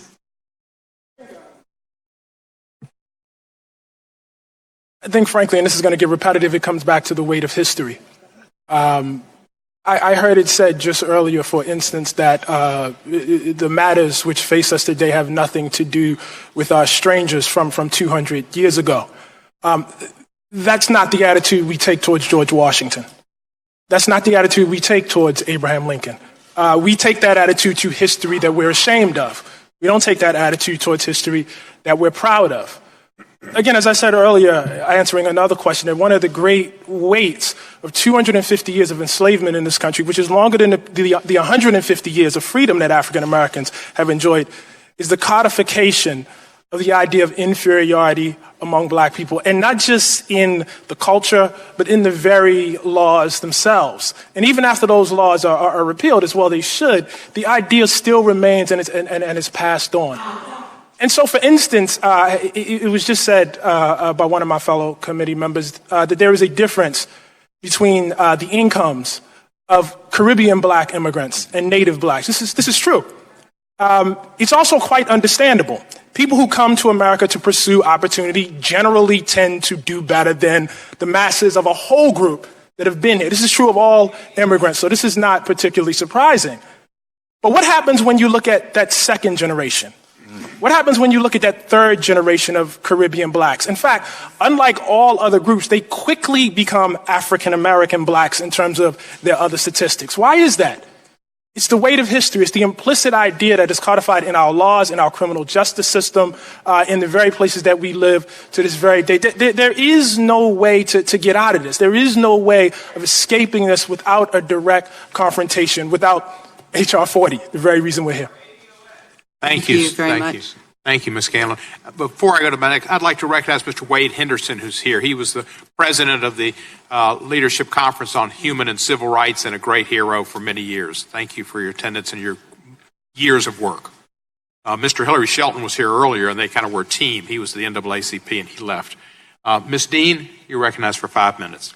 Thank you, Mr. Chairman, I thank you for having this hearing. As troubling as this topic is, I can't tell you how glad that we're here today. I can't tell you how glad that this conversation is taking place. So I thank my colleague from Texas, Ms. Jackson Lee, for her extraordinary, tenacious leadership on this legislation. We're here to acknowledge the terrible wrong in history, to recognize the continuation of those injuries, and that's one area I want to examine quickly if I can, and to discover a remedy to these atrocities, some measure of healing for this country. So if I could take a look in the time that I'm allotted at two things. Mr. Coates, I wanted to ask you about the ongoing predatory practices. I happen to also be a member of the Financial Services Committee. And so we've examined some of the practices, for example, by Wells Fargo in predatory subprime lending in the African American community.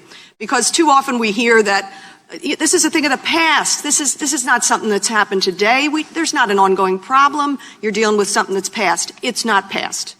The discrimination, the atrocities continue. So if you could help me with the predatory practices, and then I wanted to try to lift it a little after that, because I loved what you said, Right Reverend, that it is important for our white brothers and sisters. We need this as much, if not more, for the healing of our soul, healing the soul of the country. And Ms. Brown, you talked about the liberating power of having this conversation and taking a look at all of this. So if we could talk about ongoing predatory practices and discrimination, and then maybe take it to the other side.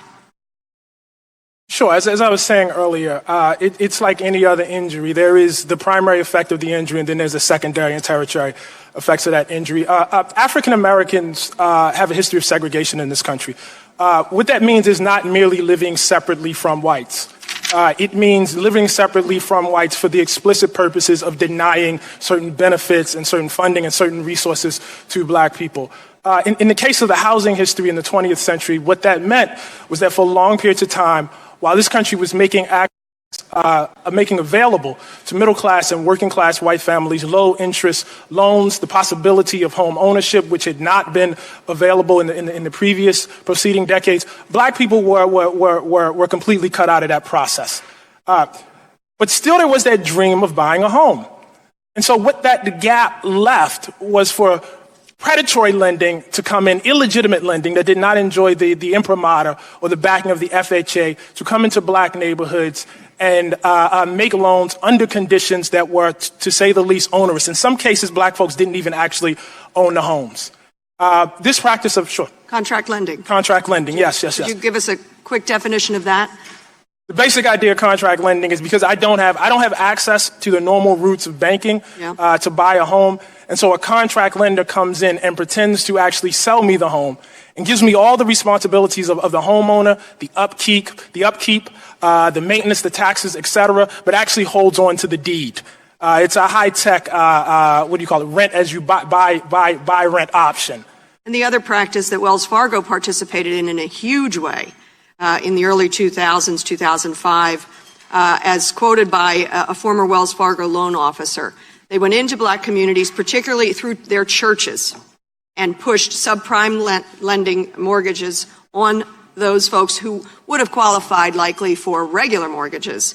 And she said, we went right after them. She's a former member of Wells Fargo. Wells Fargo Mortgage had an emerging market unit and specifically targeted black churches because it figured church leaders had a lot of influence and we could convince Congress to take subprime loans. That's recent.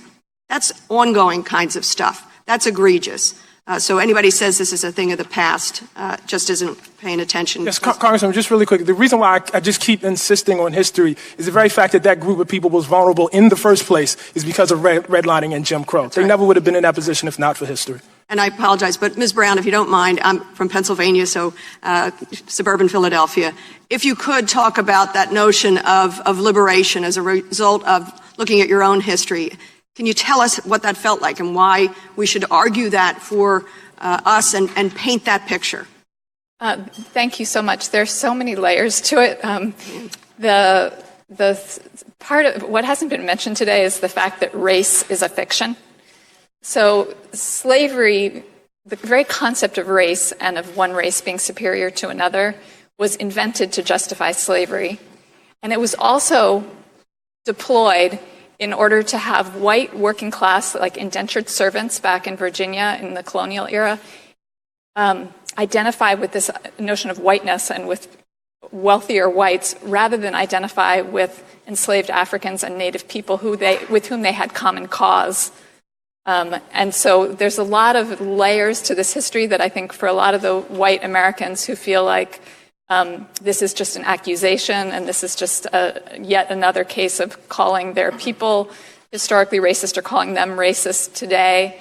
In my experience, the African American community is much more sophisticated about understanding that some of these dynamics, for example, with the GI Bill and whatnot, it's mundane complicity of white folks who are benefiting from a system and looking the other way. They're not necessarily getting up in the morning and saying, I want to be racist. And there's an understanding of that amongst those of us who are in the field doing this work. So they're just, again, coming back to the learning of the history. It's liberatory to get beyond even the very concept of race. Thank you. Thank you, Mr. Chair. Thank you, Ms. Dean. Ms. Sylvia, you're on. Thank you, Mr. Chairman. And first, I want to thank the chairman for bringing this forward. And, of course, to my colleague from Houston that we have worked for many years on so many social justice issues at home. It's just great to stand with you again, and this time here on such a very, very important national topic. I am a co-sponsor, and I've pledged to you that I will work shoulder to shoulder with you to make sure we get this done. And to all the people in the audience, thank you for being here. I know it's been a long hearing, but I think it's going to be. Well, thank you for being here, and I know you've been waiting, but I think the waiting will be worth it when we get to the end of the tunnel. So thank you all for being here. And Bishop, I want to just start with you because it really did warm my heart that you have some scripture notes here and that you mentioned Jesus. You know, I have a very deeply firm held religious belief that we really are all created equal and that we really are all children of God. And I want you to just pretend that instead of speaking to us right now, that you're speaking to the average American who may not have read everything that we have, may not have been as attuned to this hearing, but is kind of wondering what this is really all about, because as much as you say and others have said that this isn't about a check, the bottom line is that when some people start talking about reparations, they think that it's just about that. So my question to you is, what would Jesus do about reparations? Well, when it comes to those questions, I like to remind people I'm in sales, not management. I don't. So I'm not going to make those decisions. It's a good start. But I want to be clear. It's not just about a check. Correct. When I think of about some African American women who are languishing in nursing homes with no money, no wealth, and no, let's cut a check. I think about some others where a check would be really, really good. So I just wanted to be clear about this. But it's not essentially about money. It's about being good. There's been talk here about our nation being a great nation, or to make it great again, or the greatest nation of all. I'm more concerned about this nation being good. Let's be good. Let's do a good thing. And if we can be good enough, then let history and let people around the world say, the United States is great. Not because you can make a lot of money there, not because you can enrich yourself, not because of the size of your military or your armaments. They're great because they're good. And so I'm here today to witness to being good about this, that there is some unfinished business in this nation. Lastly, about the souls. In 1903, W.E.B. Du Bois wrote that famous book, The Souls of Black Folk. I would like to see another book written, The Souls of White Folk. The souls of white folk in this nation right now. What does it do to your soul to know that some of the benefit you get from your white skin and your background is not accrued to everybody? What does that do to your soul? And so this is a soulful act, I think, that we are talking about today. And it's really going to take all of us. I said earlier that we've forgiven you. And that what I mean is we're here. We're in America. We want America to be good and great. Desmond Tutu, Archbishop Desmond Tutu of South Africa, said once, without forgiveness, there is no future. We have to forgive one another. But that doesn't mean we stop there. We have work to do. And this work for reconciliation. I wonder if my sister here. Well, actually, I had a question for Mr. Coates, but you'd have to go really quickly. I had one question for Mr. Coates, so if you wanted to add something real quick, I'm running out of time. No, I'm the economist on the panel, so it's a little bit. No, I know that. It's a little frustrating that economic questions are being directed to non-economists. Well, I think I have some things that I'd like to be able to say about some of this. But thank you, my brother, for giving me, for passing the mic. I really do appreciate it. The questions about predatory lending really need to, your sister Congresswoman raised, really need to be dealt with, because it's not just that it's something that's happening contemporaneously. If you're going to talk about predatory lending, could you also add, because what I was going to ask him, you could probably answer also, this whole history of the exclusion of blacks from some of the early programs like Social Security and the GI Bill and others, because it all is about economic security. So if you could blend your answer, that would be great, because then I would use up my time and get both questions in. Sure. I mean, we can go back and look at the minimum wage, which exclude farm workers in the South, which were predominantly black people, excluded domestic workers who were black women. And so these folks were excluded not only from the minimum wage, but also from the Social Security system. And so your comment about black women in nursing homes is very pointed, given all of that. I mean, we have to look at this. The hearts and minds questions, I'm an economist, so I leave that to the Reverend. But what I want, but my thing is, let's look at the economic underpinnings of the inequality that exists in this country, the wealth gap that exists in this country, and the differences that it makes. Sister Congresswoman, when you talked about predatory lending, a third of the people who had predatory loans qualified for regular loans, a third of them. However, they did not get them because of the way that slavery, racism basically segregated people. So while it's lovely to sing Kumbaya which I don't do very often, I think it's even better to talk about what's going on economically and the differences that exist because of the wealth gap. When a black man is arrested, absent wealth, they lay up in the jail for I don't know how many days because they don't have the home to mortgage to get the bail. And cash bail is discriminatory. And so we can just go down the list and talk about the very many ways that racism affects the quality of folks' lives. And with all due respect to these kumbaya brothers over here who, I'm proud of my family too. I mean, we good black people too. I have a PhD, I had 2 MBAs in my family, blah, blah. I'm not going to give you my family history. But it is irrelevant.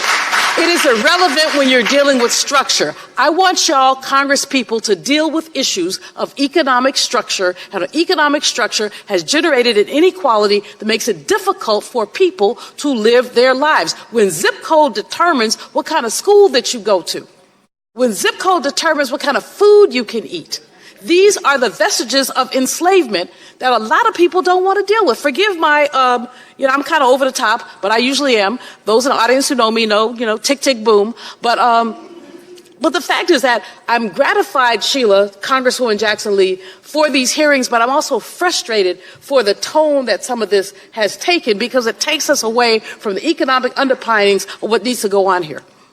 Thank you.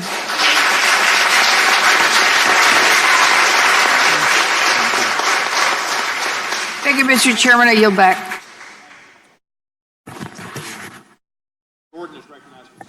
Thank you, Mr. Chairman. I yield to the gentleman from Louisiana. I thank my colleague. This has really been a thoughtful discussion. I know we're nearing the end of it. We have more to go. Thanks, everybody, for their patience. I just want to touch on something the Reverend Sutton said a moment ago about America being good. It is good. It is the greatest nation in the history of the world. There's a reason for that. G.K. Chesterton was a famous British philosopher. He famously said, America is the only nation in the world that is founded upon a creed. And he said it's listed with almost theological lucidity in the Declaration of Independence. What is the creed? We are the first people in the history of the world that openly acknowledged, boldly declared, that we are created in the image of God, and therefore every single person has inalienable human rights. That is a self-evident truth, the founder said. We're trying to live up to that promise. As you all know, Martin Luther King Jr. famously said that was a promissory note to future generations, and we're trying to get there.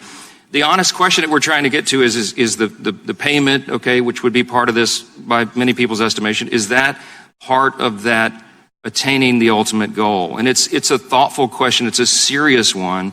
And I don't think that you should disparage the motives of anybody who's asking these piercing questions. And we're going to, and we are. You're all part of the dialogue, and I'm grateful that it's largely been a civil discussion today, and I really appreciate your contributions. Let me go back to Mr. Owens. In a 2018 interview, you noted that, you said, quote, it was the black community that led our country in terms of the growth of the middle class. Between 40 and 50% of black Americans became part of the middle class. The black community also led the country in terms of the commitment of men to marriage at over 70%, unquote. I wonder if you could elaborate a little bit on what you attribute that to. Head, heart, home, hands. We were a race that believed in God, very committed to the Christian faith. Because we did, our men believed in being the men of their household to provide for their kids and their wife, and they took that commitment very seriously. They took pride in being producers. The idea of me being a beggar was not an option. When I failed after coming out of the NFL, 7 years after coming out of the NFL, totally humbling. But for a brief few months, I was willing to be a chimney sweep. I was willing to be a security guard. That was the way we were taught. Do whatever it takes to provide for your family. It doesn't matter. Be proud of it. And I'm proud of it now. We'll never want to go there again. But at the end of the day, that's what we were taught. We have now, we're turning out my race into one that's feeling that they are entitled to somebody else's property. We're now asking for something, reparation, that we'll get to funding, but something we never experienced ourselves in our lives. Are not owed, because we have a chance every single day to make a choice. I can choose a day to be more successful or less. And it has nothing to do with my ancestor, my great-great-grandfather Silas, other than the fact that I'm so proud that he showed me through his example how to overcome obstacles. So we need to get back the pride that we had during the 40s, 50s, and 60s as a race when we were competing against the white race, when we were segregated, when our money stayed within our community and our leadership stayed in our community. We weren't trying to get out to somebody else's race to give them our business. We need to recognize that within our kids is our future. I personally believe this. Right now we have over 60,000 of our youth that's incarcerated every single year. These kids, most of them, 85% don't have fathers. We're able to get those kids back, to give them the hope that this country can give them a great opportunity, that they can go out and build businesses or move their future on. They will bring us back to the abyss. And I believe those kids, the ones that we give hope again, will bring our country back from the abyss. But we need to give them the right message first. Very well said. Mr. Hughes, I know there's a lot's been said here, and I know you have thoughts on a lot of these topics. I'll just yield back to you for 55 minutes here, pitch it to you. What would you like to add to the conversation? Oh dear, a lot has been said. I'm not sure there's any one specific thing at this moment I want to respond to. That's great. I respect that. Listen, we're probably out of time or out of questions on this side, but again, on behalf of everybody here, I think I speak for all my colleagues, we really appreciate your interest, your involvement, your patience today. It's been a long hearing, but I think we've had a thoughtful discussion. I think it's important for the country for us to do this. So I'm grateful, and I yield back. Thank you, Mr. Johnson. Ms. Escobar of Texas is next. 5 minutes.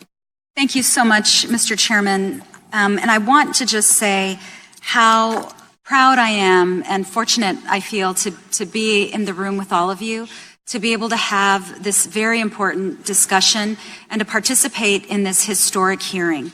I also just want to quickly acknowledge and thank my sister, Congresswoman, the gentlelady from Texas. Thank you, Sheila, for your incredible work and your passion and the dignity and strength that you bring to this discussion. And as my colleague from California, Ms. Bass, mentioned, this is a difficult conversation to have, but one that is so long overdue. Dr. Malveaux, I so appreciate your economic perspective. And I want to ask you a couple of questions rooted in that economic background that you have so that you can help the country understand the significance of why we have to have this conversation.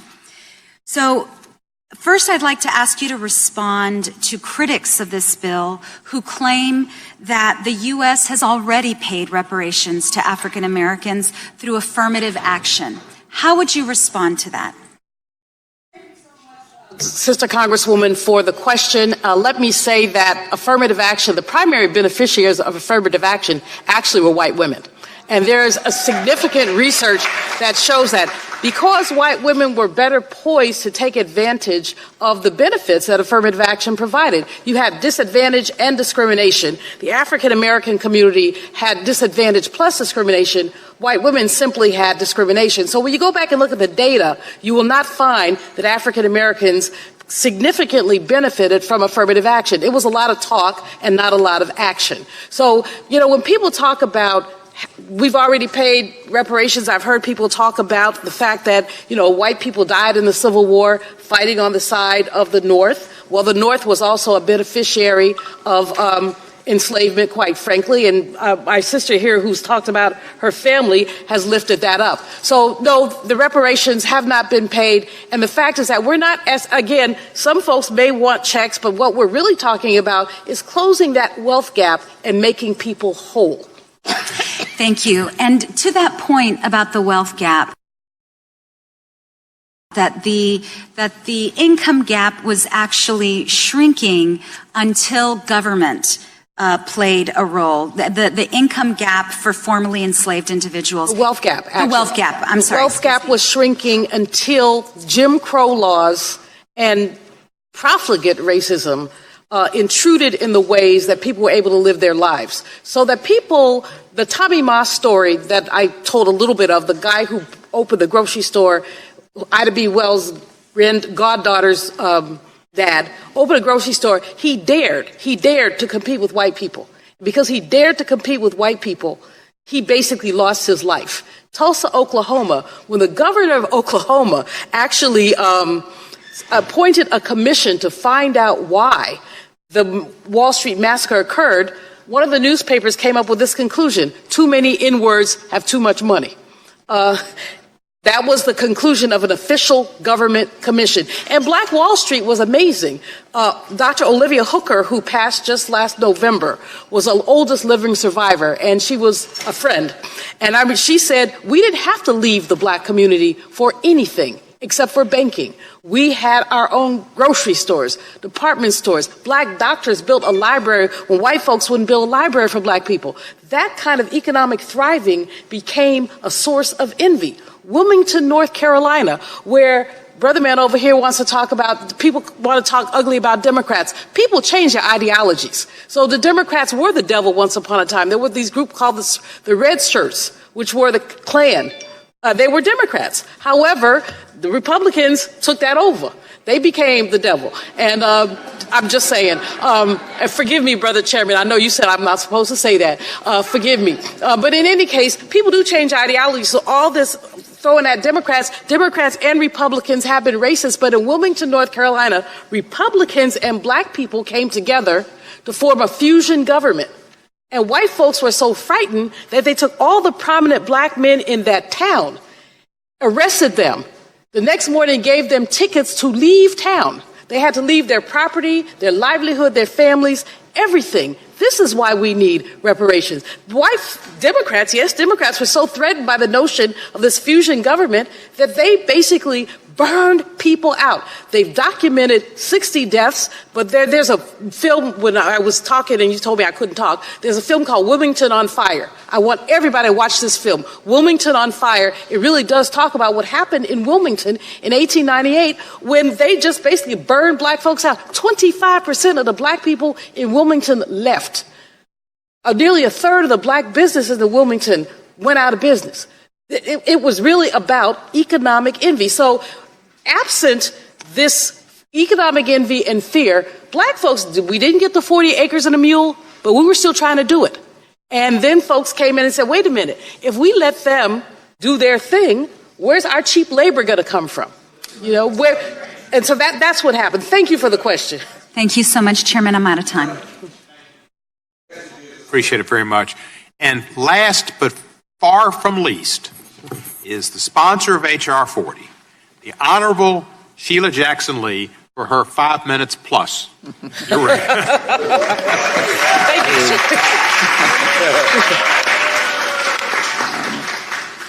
you. It is appropriate for me, Mr. Chairman, to thank you so very much and to dispel this audience from any suggestion and witnesses that we're here on a temporary pass doing temporary work that's going to be fleeting and never to be seen again. I want to thank Chairman Cohen, who comes from the heart of Memphis and Tennessee, who has walked in the life of a dual society. And I want to thank Chairman Nadler, who, as he indicated, as I did, supported H.R. 40 and the leadership of John Conyers. I want to thank all of my colleagues on this panel for their diligence and outstanding questions. They are going to be in the forefront of educating, answering the questions, being a team, and I look forward to their work on this very powerful committee, Judiciary Committee. What better place to have this hearing? And to those who are, again, trying to understand our process, you have to have a hearing. Then there is something called a markup. Then there is a vote in the committee. And then there's the opportunity to go to the floor of the House of Representatives, on to the Senate, which will be the other body, as we call it, and the challenge that I will accept, and I hope that you will accept, and then a signature by a president of the United States of America. Let this day, June 19th, 2019, be the marker for the commitment for each and every one of you who have come to support, to say, on my watch, we will watch this bill pass and be signed by the President of the United States of America. I want to acknowledge Pastor Alan Patterson, who is from my hometown, and he is, I know he wouldn't mind me say, the inheritor a great historic church in historic Fifth Ward, Texas, that was a settling place for freed slaves, Mount Corinth Baptist Church. I'm delighted that he is here, and I thank him. All the others I have thanked. Let me thank the witnesses. Mr. Chairman is very kind, but I will be diligent. Let me thank the witnesses who are here, each and every one of them.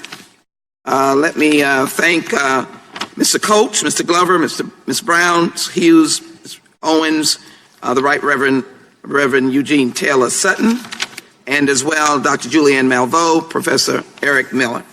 And let me get to my questions at this point. During the Red Summer of 1919, violence against African American communities erupted. 2 years later, in the Tulsa race riot, 300 African Americans were killed, and the entire black community of Greenwood in Tulsa, Oklahoma was destroyed. Another devastating racist attack took place in Rosewood, Florida in 1923. Black-owned homes and businesses were systematically burned. At least 8 people were killed, and despite African American service in World War II. I commend Mr. Coleman and I think Mr. Owens and Mr. Hughes, read the bill. What the bill says is that this is a study to consider a national apology, which has been done, and a proposal for reparations for the institution of slavery. Yes. The institution of slavery has never gone away. It exists. It is subsequent to de jure and de facto.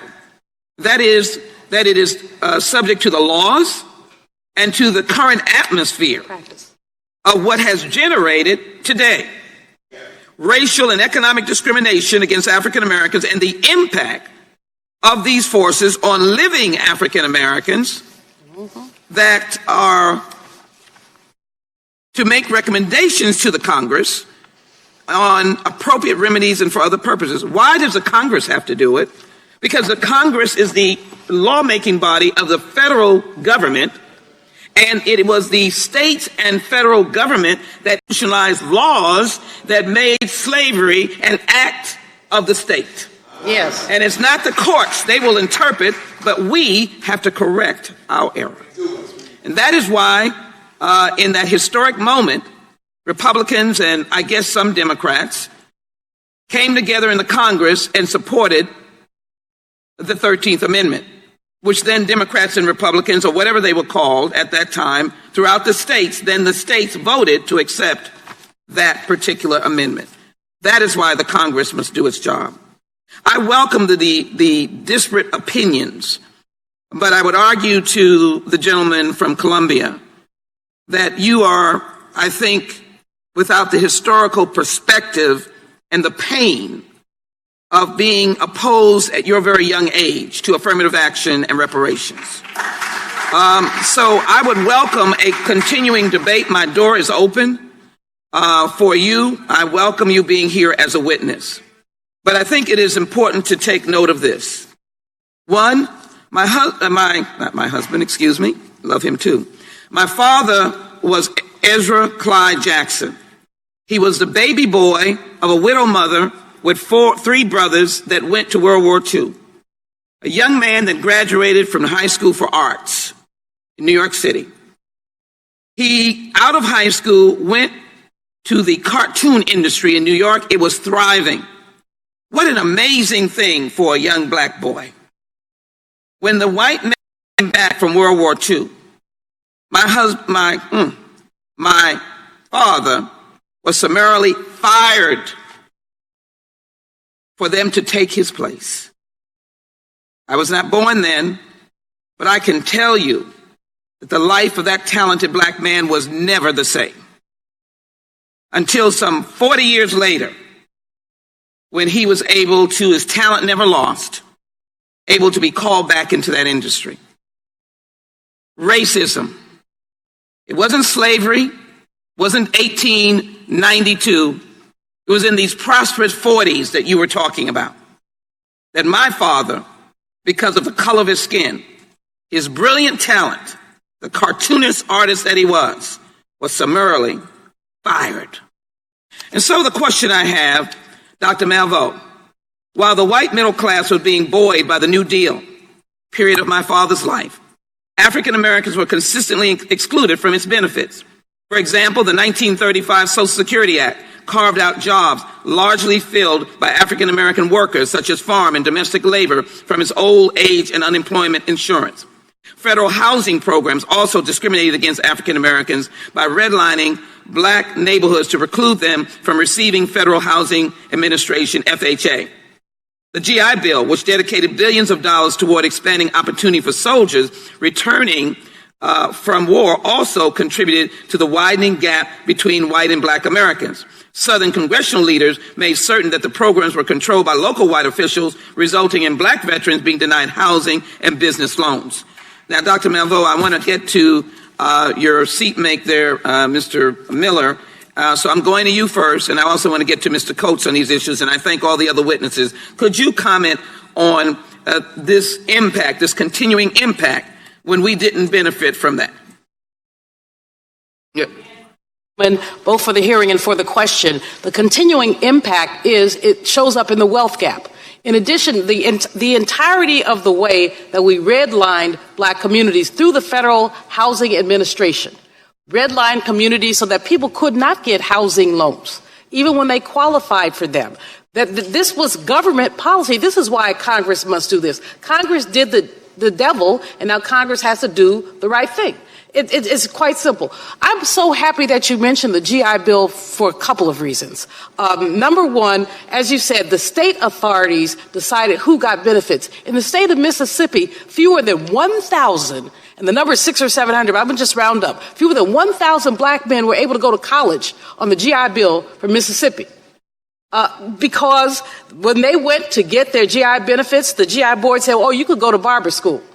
Oh, you could go to trade school. But these were brothers who were qualified to go to college, should have had that opportunity, would have had in the way they lived had they done that. So Congress has indifferently, essentially sidelined black people from the opportunities that they created for white people. It's plain and simple. Sideline us for those opportunities, and that's why it's time now to talk about how to fix that.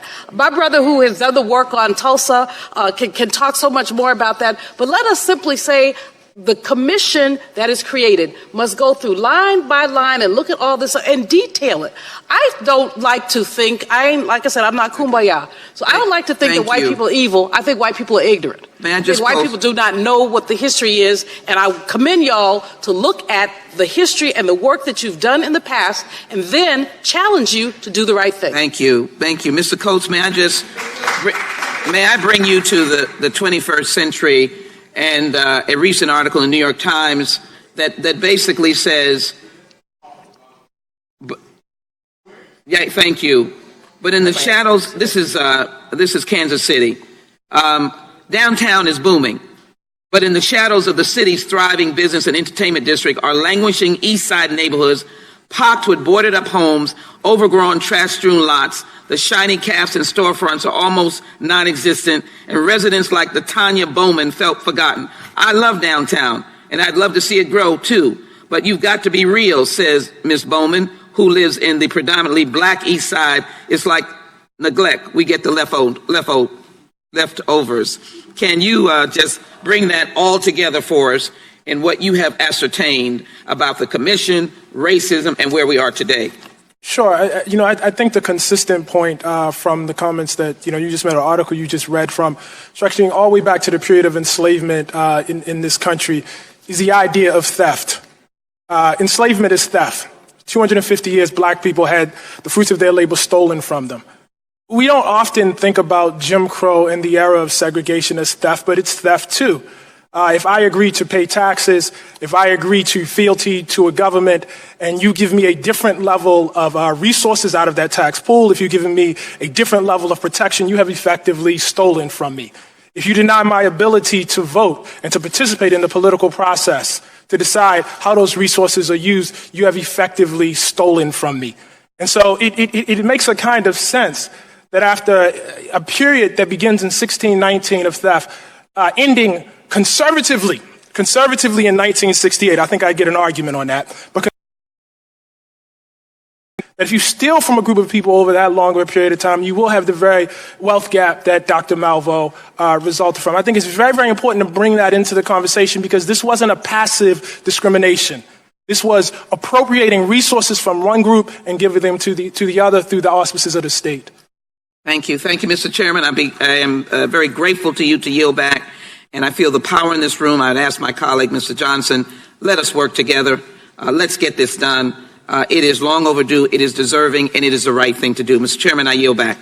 Thank you, Ms. Lee. And of course, I want to thank all of our witnesses. This concludes today's hearing, and I want to thank our witnesses. It's been a great panel.